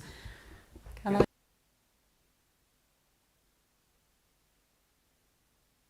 This shot here shows John, who's lost a leg and he's got a prosthetic leg with a specially adapted foot for climbing. He's now able to climb here. He's actually, I think it's called belaying, but, forgive me. He's belaying Luke, who's from Sheffield, who's cerebral palsy wheelchair user, who couldn't really access a place like this. They're both in the GB Paralympic climbing team. They're really good. But Luke, I was just really struck because Luke just said, I'm stuck all day in this chair and I only feel alive when I'm really climbing up the crags. And that just really went to my heart as showing the benefit for this work. There's a lot of people who can't climb for GB, but they can come here now and they can have a go, and it's really opened up this incredible Horseshoe Quarry, which is also an amazing place for nature, and previously funded by FIPL was a dew pond restoration with incredible newts in it. And so you can go and get nature and recreation, and for a very relatively small amount of money, some clever thinking, people coming together, working together, we're changing people's lives really. So I was really struck by that.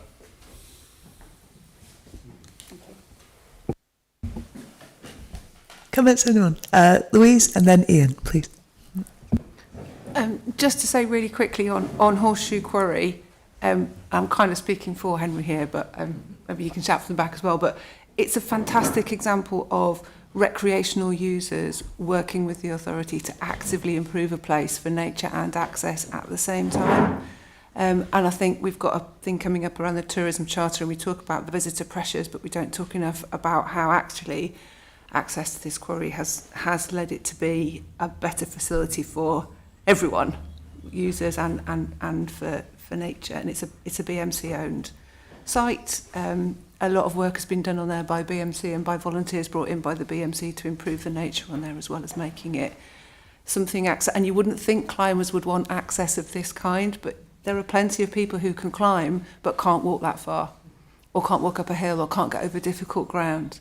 And so a place like this, which is sport climbing, which is a little bit more accessible for a lot of people, is a really good facility. So it's really fab to see that partnership working and showing what's possible.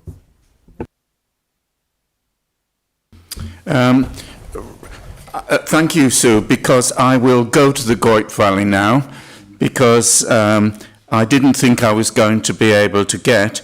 And a couple of years ago, I went up from our house, actually, up to Stanage Edge and along to Ringing Low, and I got a bit stuck.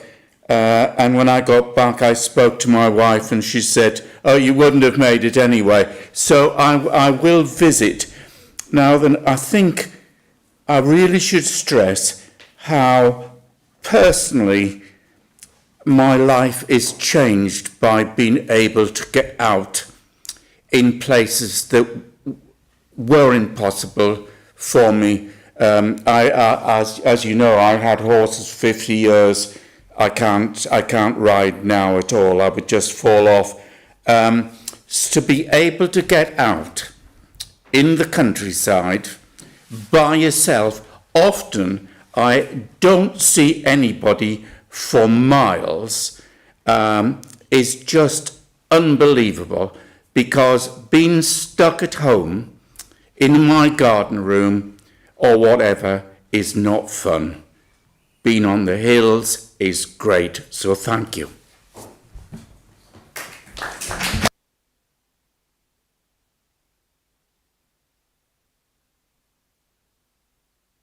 Martin.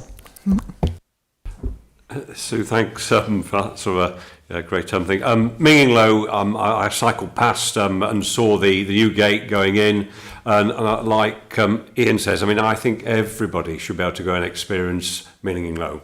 I mean, apart from the Dolmens, but just the site, you all know it. I mean, it's just magical just to look at the woods. So just even if you can't get right in it, just to be there is fantastic. Just on shelters, which I think I have mentioned before, we saw Dawn's one, that very simple shelter with just a wooden bench. But I'm just wondering whether, I mean, one of the things which I think not just for people with disability, but for lots of people who are just the ordinary person who gets put off if they're going to get wet, I think I know it feels like we're in the Med now, but normally Britain it's raining all the time. So many people are put off. If there's more shelters, if you see the rain coming, spend just 10 minutes, let it pass. Or if you're soaked, just get under shelter, warm up a little bit and then go on. Could we look at shelters where you don't have to be quite so technical, just lean-to somewhere, just something just to get people out the rain, and a little bit of wind, and I think that would really help almost everybody, those people who are the reluctant walkers, cyclists and things, just as a thought.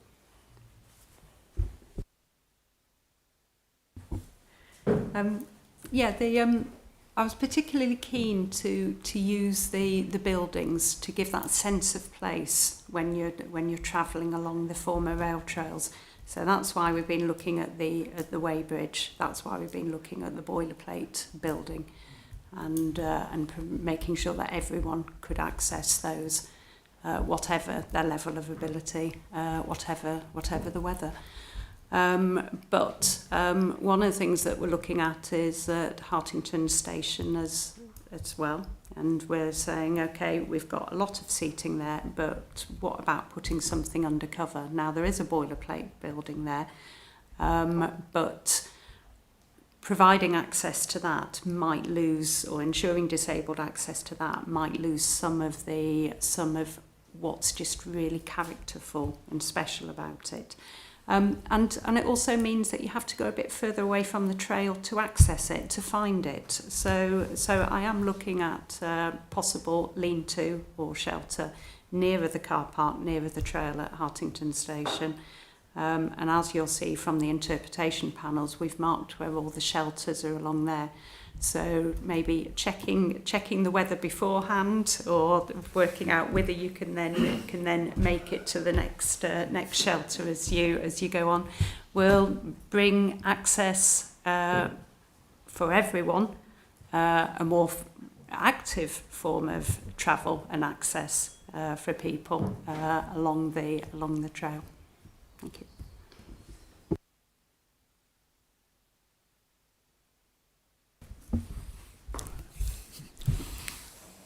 Right, if there are no more comments for that item, I think we can move on to the active travel paper, which is a double act with Sue and Tim.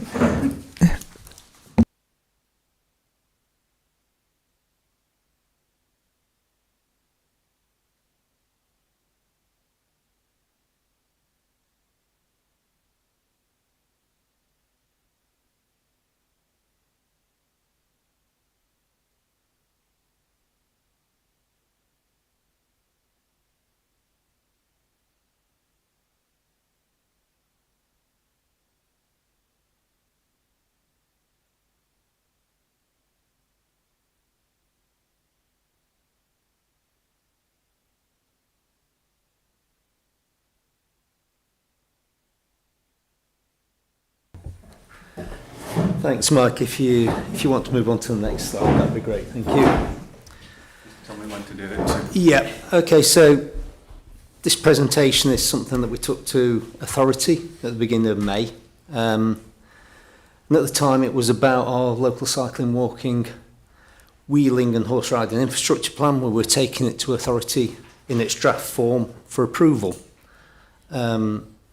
And we got it approved. So we have actually adopted a draft version of the plan, and we're currently working on it to get a finalised version that will be finished by the end of this month and presented to Active Travel England. So just to give you a little bit of information on what a local cycling and walking infrastructure plan is, came out of a document from the Department for Transport in 2017, which they call the Cycling and Walking Investment Strategy. Prior to this, the National Park Authority had produced a wider Peak District cycling strategy in 2015, and it was intended to build on the success of the Pedal Peak District and Pedal Peak 2 projects. We developed the strategy with a wide range of stakeholders, including highway authorities. We brought it to Local Access Forum. However, the document that the Department for Transport produced in 2017 changed how delivery for cycling and walking was done, and it focused on providing access to funding for the highway authorities rather than national park authorities. So basically what happened was highway authorities were directed to produce local cycling infrastructure plans, local cycling and walking infrastructure plans, and all of our local authorities, all of our constituent highway authorities have done this. They can vary in size. They can cover a small urban area, or they can cover a large area. Say all of our constituent highway authorities have a local cycling and walking infrastructure plan, but only one of them, the D2N2 local cycling, walking and infrastructure plan, covers any part of the national parks or any routes that are delivered in the national park, and they're all part of the Derbyshire Ski Cycle Network. So this kind of gave, once we kind of had the nod from the Department for Transport to produce a plan, this gave some impetus to it, the fact that very little within the national park was covered by other people's plans. Thanks, Mike. So the fact that Active Travel England recognised a lack of these sorts of plans in rural areas and particularly in national parks is a good thing. So at the beginning of 2024, they offered English National Park authorities funding to develop plans. And we all 10 English National Parks received £100,000 to develop a plan. Because it was quite tight timescales, we were told we had to deliver this within 12 months. And the Peak District, Sun and myself decided that we should focus on the strategic high-level network and that we would include wheeling and horse riding as well as walking and cycling. Given our complex geopolitical makeup, we've got 7 constituent highway authorities, 2 that we share a boundary with. We decided that what we really needed to do was hold some workshops. So we had 2 workshops with our highway authorities. We then had a workshop with our landowners, and then we had one with the Local Access Forum. And I'd also like to say that we had representatives of the Local Access Forum at all of those workshops. So Charlotte was there for us to keep an eye and keep us honest on what we were doing.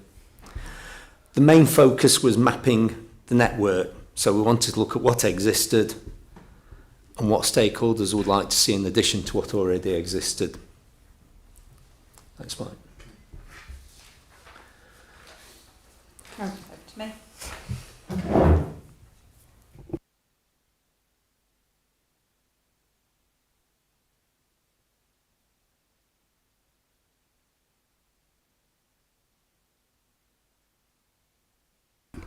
Thank you.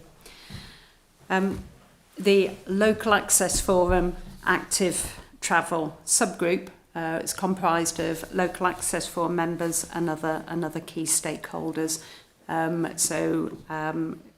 Those sat around the table and involved in that process will have seen been involved during the consultation process, so developing the network during the consultation process, and has seen some initial analysis. And the next few slides I'm just going to be reporting some further analysis that's been undertaken.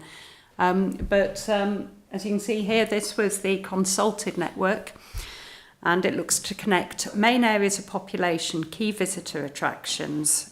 So the routes that were identified on here as part of the high-level network included former rail trails, Sustrans routes, and those previously identified in the Peak District cycle strategy, and also those as part of Derbyshire's adopted key cycle network. We also included the routes up to 10 kilometres beyond the national park boundary to show the connectivity to and around the national park. And particularly when we're talking about infrastructure features such as rail lines, Jenny previously mentioned about canals and towpaths. Again, you can start to see what's being picked up in the Cheshire East area as well. Okay, next slide. What is the broken lines? Oh, sorry.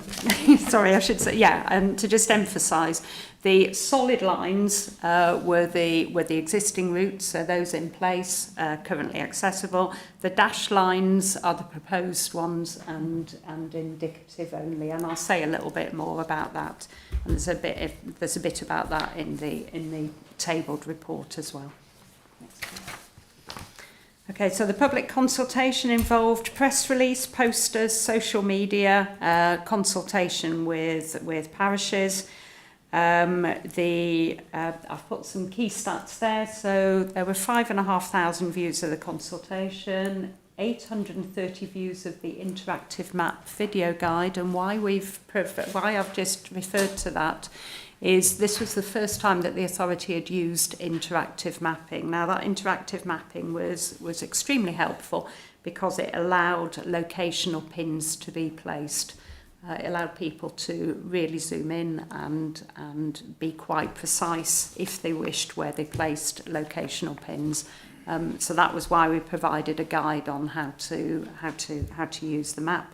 And one further stat for you is that there were 47,500 views of social media posts as well. So the consultation asked for details of where people were coming from, how often they visit or would visit if improved, if the route was there for them, and the type of activity. And the reason we phrased it in that way was that, as Tim has said, it was a strategic high-level network we were looking at, but we also wanted to help understand and be able to prioritise what is needed for both everyday journeys and the longer recreational routes. And that was a key thing that we wanted to identify as part of this work, that in national parks it's that longer leisure routes as well, it's that access to nature which is incredibly important, not just the utility journeys, although having said that, in a national park even the utility journeys or any small part of journeys provides that access to nature. So next slide please, Mike. Okay, so we had 389 locations plotted. 89% of those were within 10 kilometres of the national park boundary. We also had people further afield. I just wanted to show the slide at that level so you could see. In fact, we had a number from the southeast. We had way up to the boundary with Scotland as well. So big draw from the national park. And the consultation responses identified needs, challenges and concerns, and I've given a summary in Appendix 1 some of the issues raised. They picked up on active travel in practice, the network as a whole and individual locations and routes. There were nearly 400 individual submissions, and the majority showed the importance of routes for repeat visits and by those living in or adjoining the national park. Next slide please, Mike. Okay, so this is what the interactive mapping, and again picking up from what you're saying about recording issues on rights of way, it's that same thing. Now the mapping allows us to interrogate and produce reports on a variety of different things. So this is some initial analysis that we did.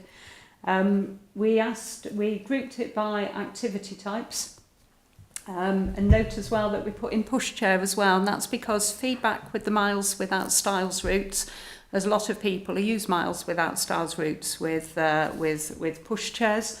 So that's what we wanted to draw out, and it allows us to look at combining different activity types. So some of the analysis we've been looking at is, out of those that have identified important locations for cycling, are they also walking there as well? And we found that there's a very strong correlation between pushchairs and running as well.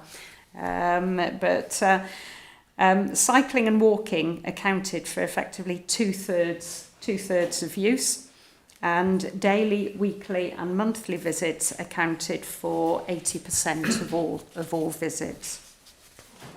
Okay, next one please, Mike. And again with the improvement locations. And again, as you can see from here, a lot of the improvements came in on the network, and a lot of them focused on the proposed routes. So those are the ones that weren't currently in place, where people were saying, yeah, we would like to see something here, and this is what would work for us.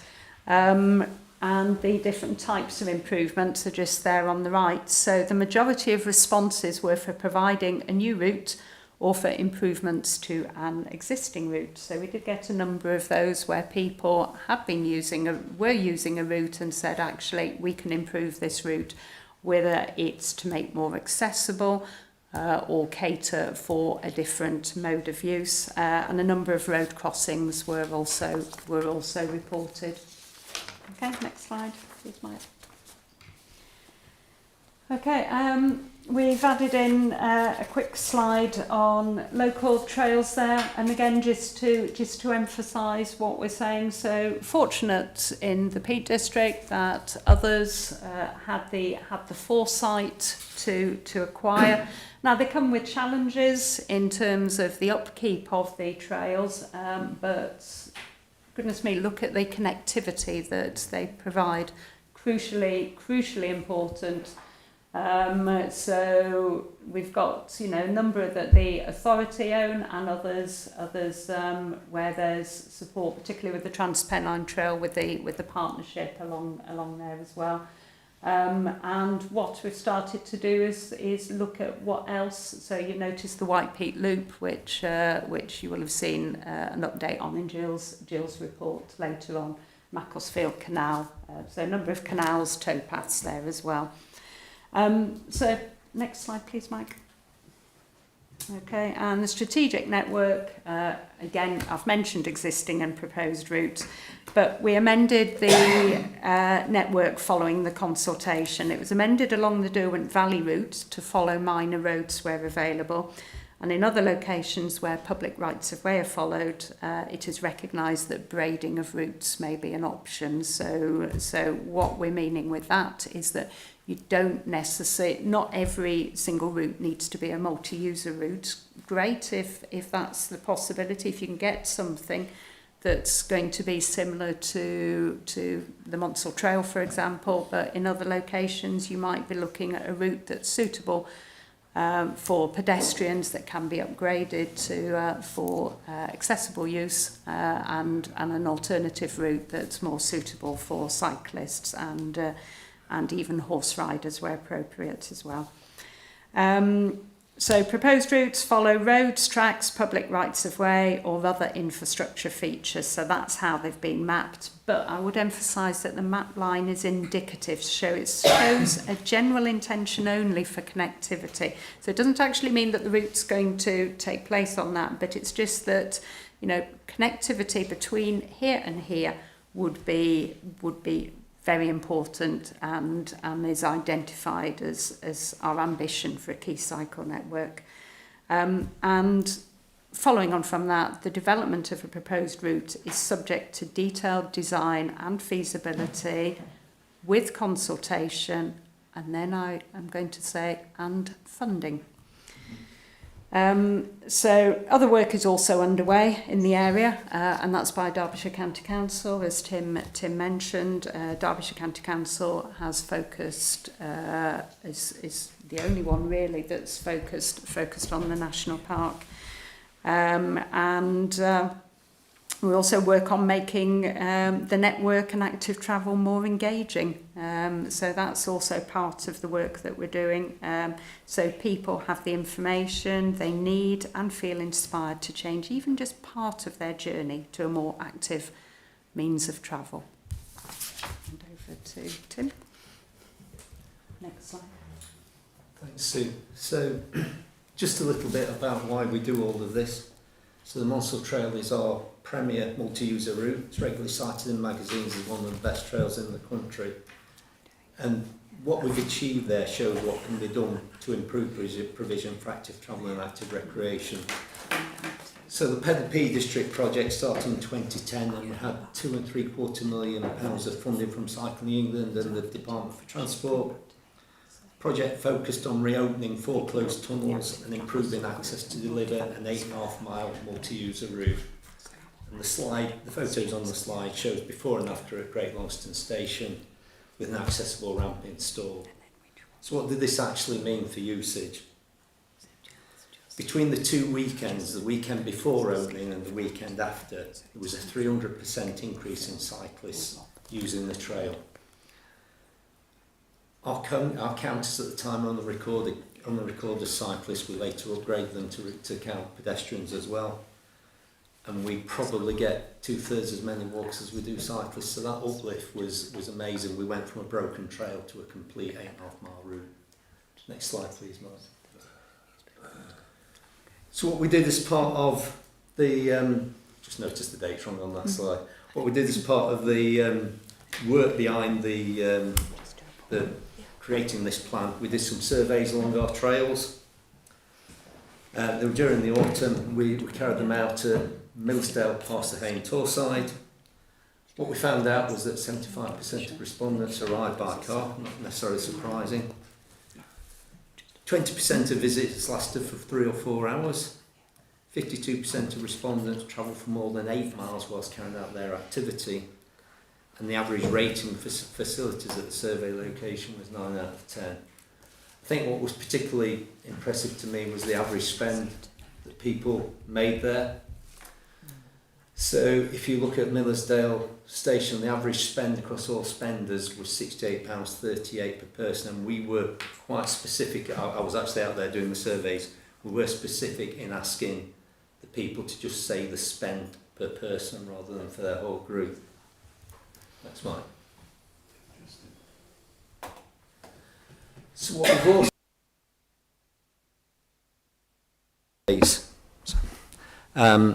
the Yorkshire Dales and ourselves jointly commissioned Phil Jones Associates to carry out an economic business case project. And for the Peak District, we were assessing the economic value of the existing strategic network and the additional value of proposed extended network. We're still awaiting the final report. We were speaking with someone from Phil Jones Associate yesterday, and it's due. The table shows the transport benefits of the existing trail, and it suggests that they're going to be 1.3 million per annum at 2010 prices. The proposed White Peak Loop extension would offer an additional benefits of between 1.5 and 2.8 million per annum at 2010 prices. Let's say the economic business case will cover the whole of our strategic and high level network, so we'll be able to have a look and see what that would benefit if we're able to deliver on it. Thanks, Mark. And that's just some of the assumptions that were used by Phil Jones Associates in this. It's the existing number of cyclists, existing pedestrians, and what they would assume would be the opening year. Thanks, Mike. Thanks, everyone. Fantastic. Thank you very much, Tim and Sue. I'm conscious of time, and we've still got quite a number of contributors to the meeting. So if it's okay with everyone, we could take feedback to the active travel subgroup on that item and move on. And actually, just in the interest of speeding things along, because Phil is just here, we thought Phil could go next. Okay. Yeah. No, shall I just listen? Okay. Yeah. Right. Okay. Change your plan. Just very quickly, I'll just add that I mentioned about the active travel subgroup. So we will be convening a further meeting of the active travel subgroup. But what we wanted to do was just give the full forum an update and to just note that the active travel subgroup will be inputting into this, and we'll be providing it with a copy of the plan as we progress with the economic business case and some of the feasibility work that's been ongoing, and we're hoping for continued involvement in the detailed route analysis as well. So I'll be in touch with everyone following the meeting to suggest some future dates. Fantastic. Thanks, everyone. So if Phil is happy to go now? Yep. Lovely. Thanks, Phil. Right, hello Andrew. Good to see you. Come just to hear me speak, have you? Yeah, okay, great. No, this tourism charter that we've been working on for a while now, if you think about, someone talked about visitor use rather than visitor pressure. I think Rob mentioned that. But actually, we all use the national park. People who live here, people who work here, people who visit here. So we're all users. And that's why the park was set up, to get people to enjoy it, understand it, and use it. So that's all great. But we do also know how busy the national park is, how much some of the use can impact negatively. So there's all the benefits, all the great stuff, but sometimes the use in particular locations can have a negative benefit for the environment, for communities, and even for the people using it themselves. So, I don't know what the slides are saying, but I'll just carry on. So this charter really is trying to recognise that there are some negative or disbenefits around a lot of pressure. We know that tourism is really important for the region and for the national park, and it's absolutely massive financially, and it's brilliant because it gives people these great experiences, and there are lots of businesses that really benefit from it and rely on it. So that's all good. But the pressure has to be recognised as well. So the charter really, what it's seeking to do is it's seeking to get partners. So this isn't really a charter for if you are visiting the national park, you'd look at the charter. It's not really around that. It's not if you want to find whether the place you want to stay at has signed up to the charter. It's not for that. It's for the key sort of strategic partners to come together and commit to identifying and understanding the impacts of visitation and in certain places of the national park, and then work together to find solutions to reduce or mitigate the negative impacts. So that's what the Charter's trying to do.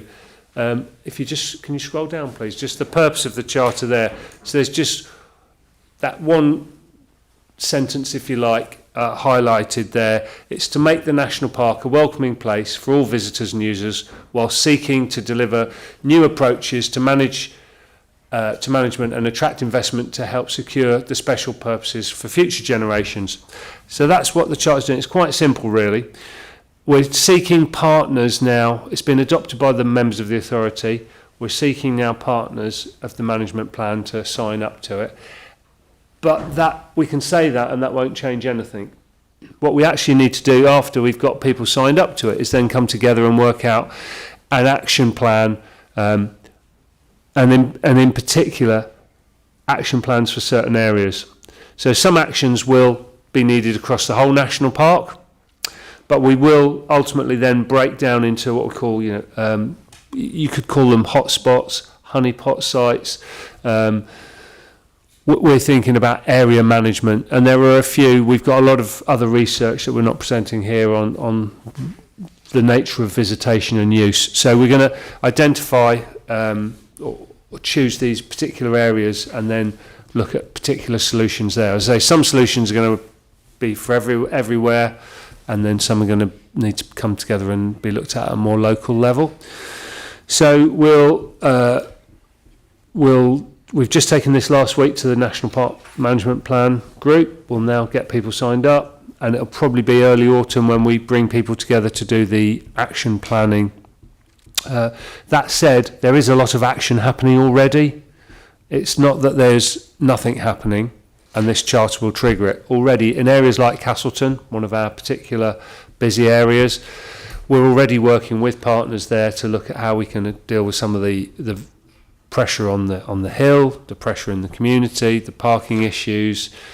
So that's already happening. There's camper vans, there's litter, there's waste, there's impact on nature and so on, damage to the Manfort Hill Tour and so on. So that's already happening in Castleton. Dovedale is similar, and the Hope Valley, kind of at a slightly wider level, needs this approach as well. So that's really to see what your reaction is to this.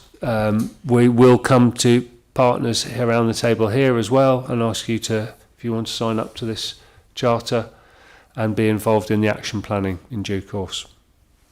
Thanks.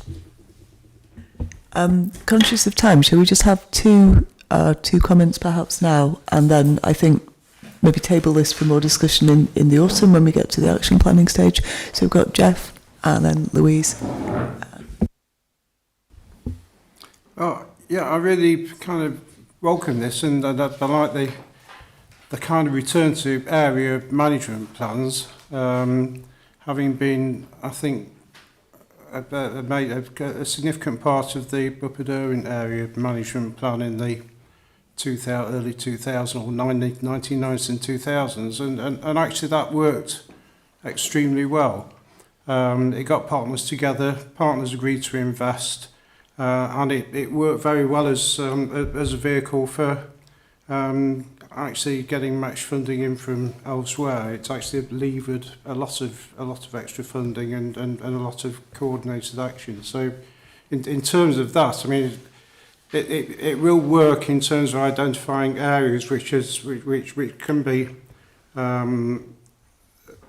actually used as an identified area for funding and to go external for external funding and all the rest of it. And since then, the lottery has arrived, and we'd have been into that big time from the Upper Darien Valley. I mean, that would have been fantastic, you know. So I think there's massive scope for it. So good to see, really.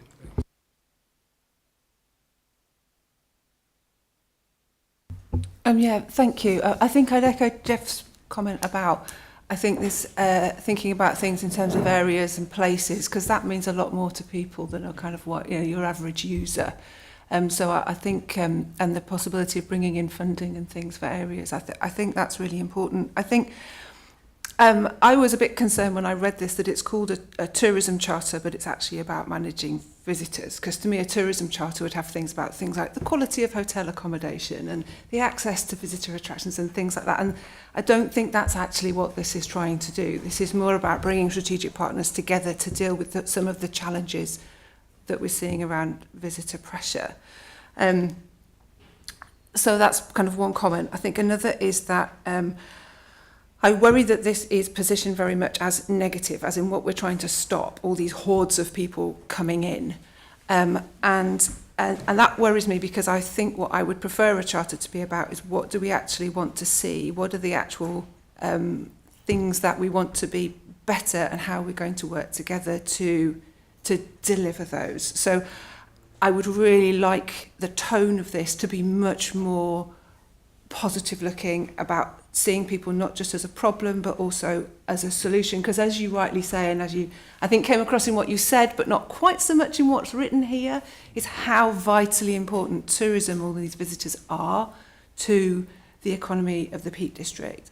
And I think the Peak District National Park is so different to the Lake District, for example, where most visitors are weekend, overnight, week-long visitors. Here, most of the pressure we're looking at is probably people coming in for the day.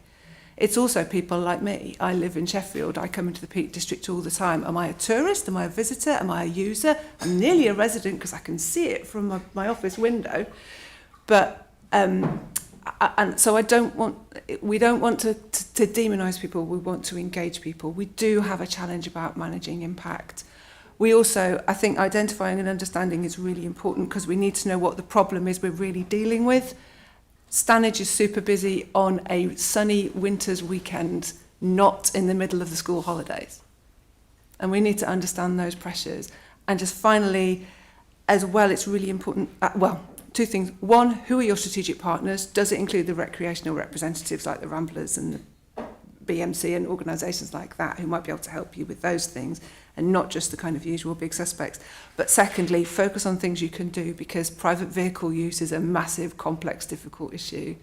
And we've already talked about some of the solutions to that, but we may not be able to deal with that as easily as we can deal with some other things. So yeah, I really welcome it. I'm just a bit worried about the tone of it, and I'd just like to see it embrace people more rather than just seeing us always as a problem.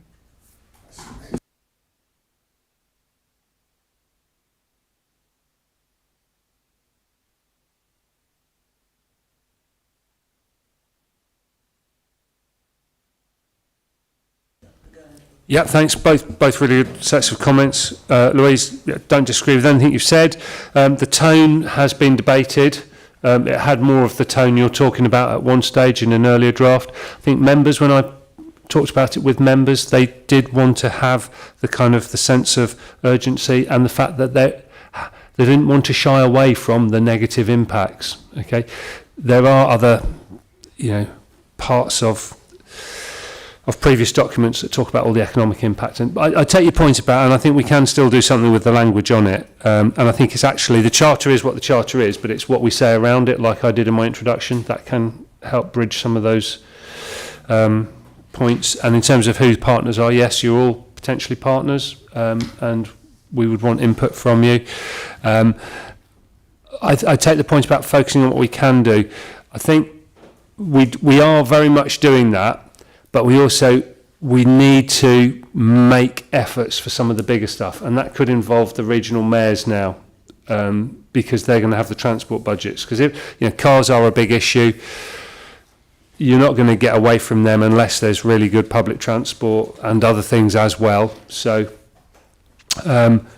We don't want to not work on stuff because it's too hard, because we know we have to chip away at some of this stuff and help create a change, and we might not get the full solution, but I do think we want to work on some of the really hard stuff as well.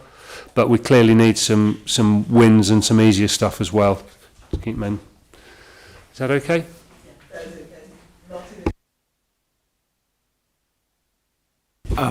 Just echoing some of the Louise points. I mean, I must admit, so every time you mention the private car, it's like going where angels fear to tread. I mean, one thing is, you know, we've had congestion charges put around lots of cities. That is one thing. I've just spent 3 weeks in Germany, in Berlin and Cologne. Apart from having an absolutely fantastic public transport system with no ticket barriers and a ticket which covers all forms and all modes of things, I was using e-scooters for the first time. You know, I've driven today, if I got the bus, I could have got the bus to Bakewell and got an e-scooter up to here, 10 minutes. You've got potential for short journeys, even if people come in.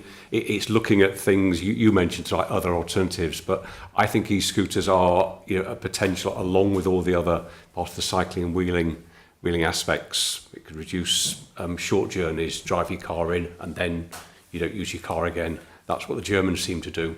They have a car, they don't use it very rarely.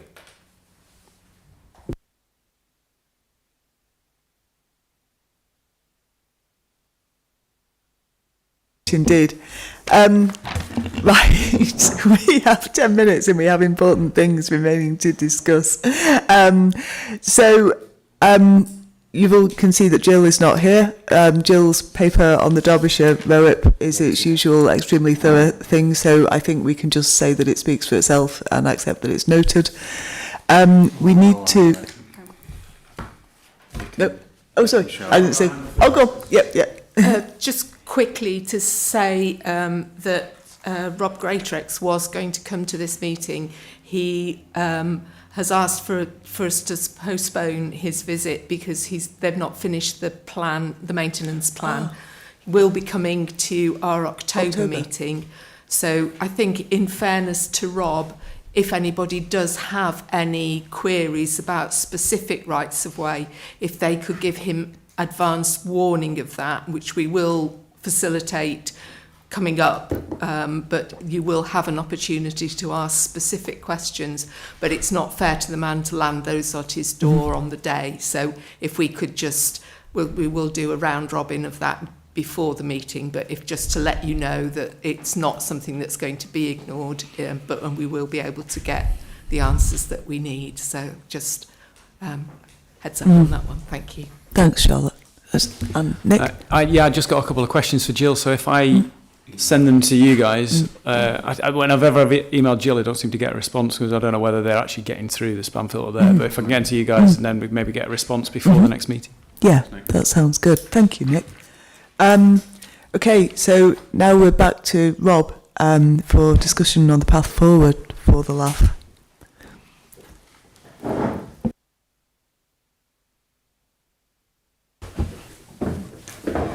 How long would you like? Just 2 minutes? Yeah, I mean, it's important, so yeah, yeah, okay. 2 to 5, okay. So I didn't prepare a presentation for this. It was just an open invitation. Obviously, shortly we'll do a piece about Mike and the fantastic work he's been doing here. And it just seemed like a good opportunity to have a quick think about any thoughts really about what's works well about the LAF and anything you think could be improved in future.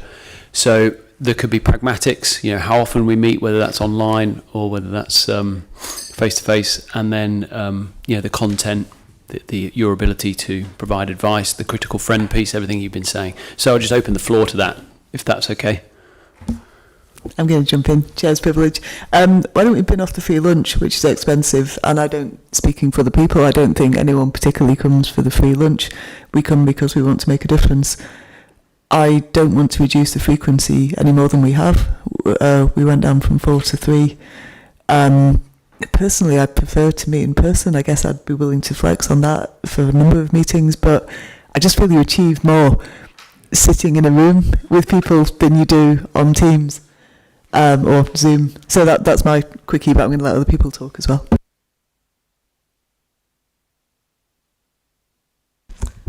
Yes, so I would very much advocate that the LAF is a critical friend. Most of the user groups sit around this table. We are all knowledgeable of each other's issues, and we are all very respectful.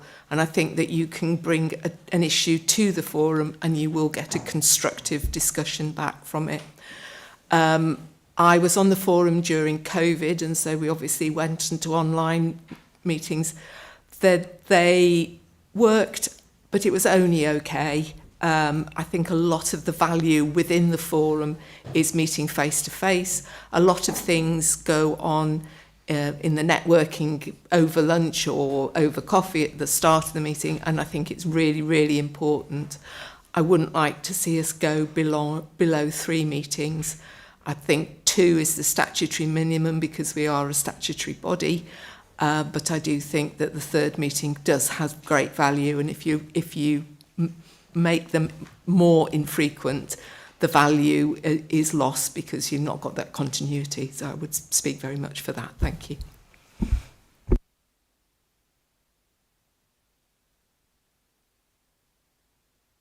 Okay. I'd echo both of your thoughts. One thing that I think would be really good to try and develop is how we can continue conversations outside of the meetings, whether that's online meetings or contact individually with people. There are various tools around that facilitate conversations that are less formal than these sorts of events. How that would work, I don't personally feel like email is electronic mail. It's a letter in an envelope in a post box, but delivered instantly. It's not a conversation tool. So how we can carry those conversations on needs some discussion and hopefully some development for me.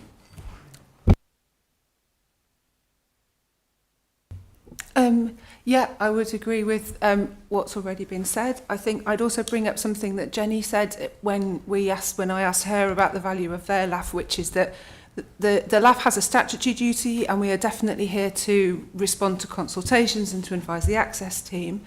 But actually the real value of the LAF, apart from to all of us and this, is where we can advise other bits of the authority on things, as Phil has brought the tourism charter to us, as other things have been brought to us in the past, is our ability to provide input from a wide range of stakeholders who've got an access sort of view, although we have other kind of perspectives as well, to bring to any question where the property team are looking at where they're developing or where they've been selling properties, or so even people that don't necessarily have to consult with us in a statutory way, actually we're a forum that anyone in the authority can bring anything as long as it's got a kind of vague relation to what we're doing to us to get a wider view. So in a sense, if the National Park Authority is thinking, well, why are we spending money on something? It's taking a lot of staff time, it's taking room time, it's taking all of these things. I agree we don't necessarily need the lunch.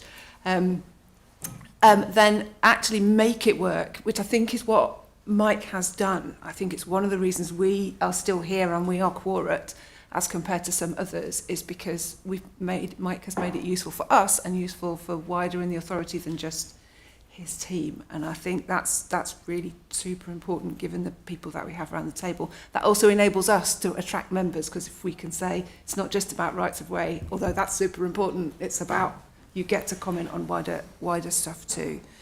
And one kind of suggestion is perhaps, Rob, if you are thinking about the future and how it works, we could set up a small working group to work with you of people who can have a deeper conversation than we can have now around some of those strategic things, but also some of the practical things that Nick's been talking about, and maybe that might help you in your sort of your thinking.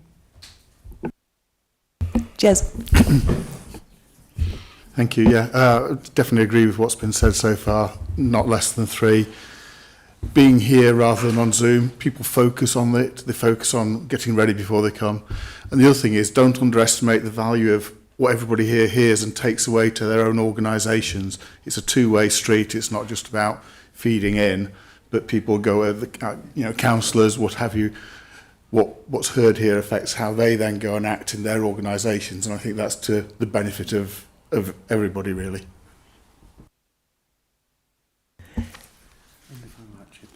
You might indeed. I will be speaking to Rob about this at some length, but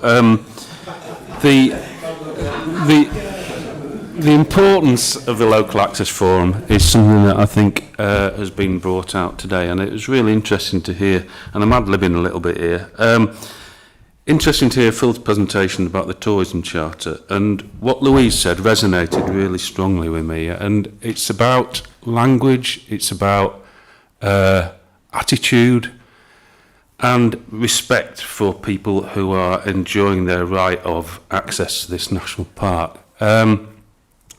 Ian got a round of applause when he talked about how much access means to people, how much you are able to get from the national park as an individual.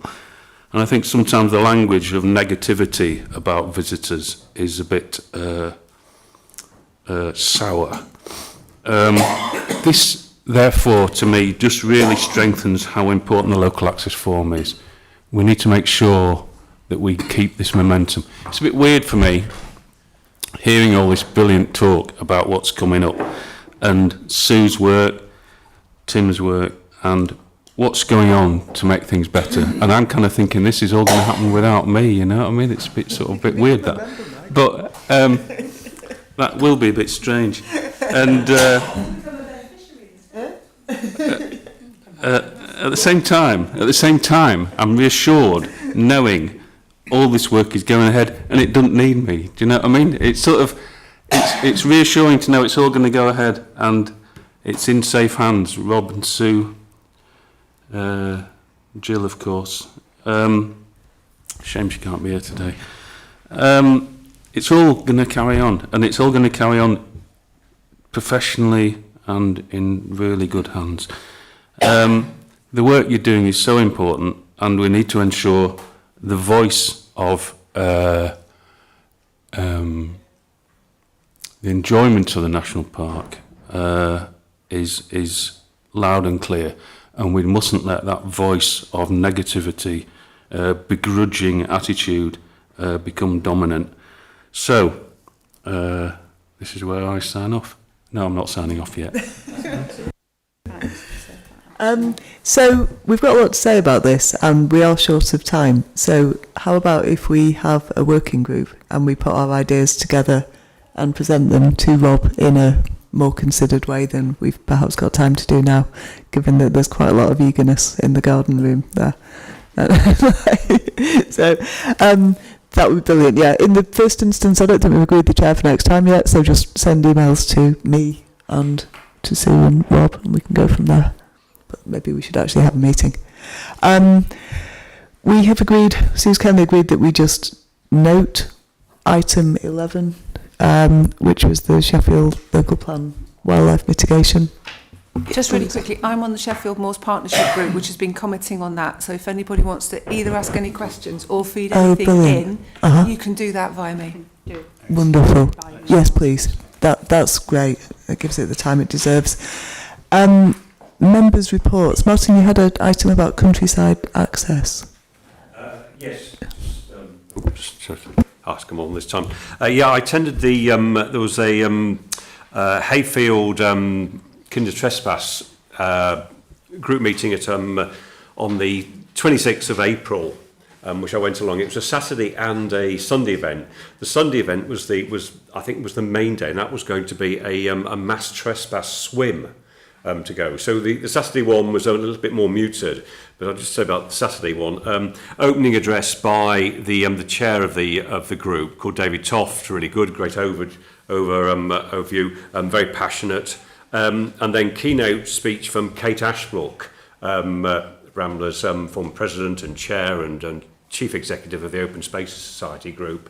And again, as ever from Kate, impassioned and whatever. We did look at each other just before she went on to speak. And in her speech, she mentioned that talked about national parks and how the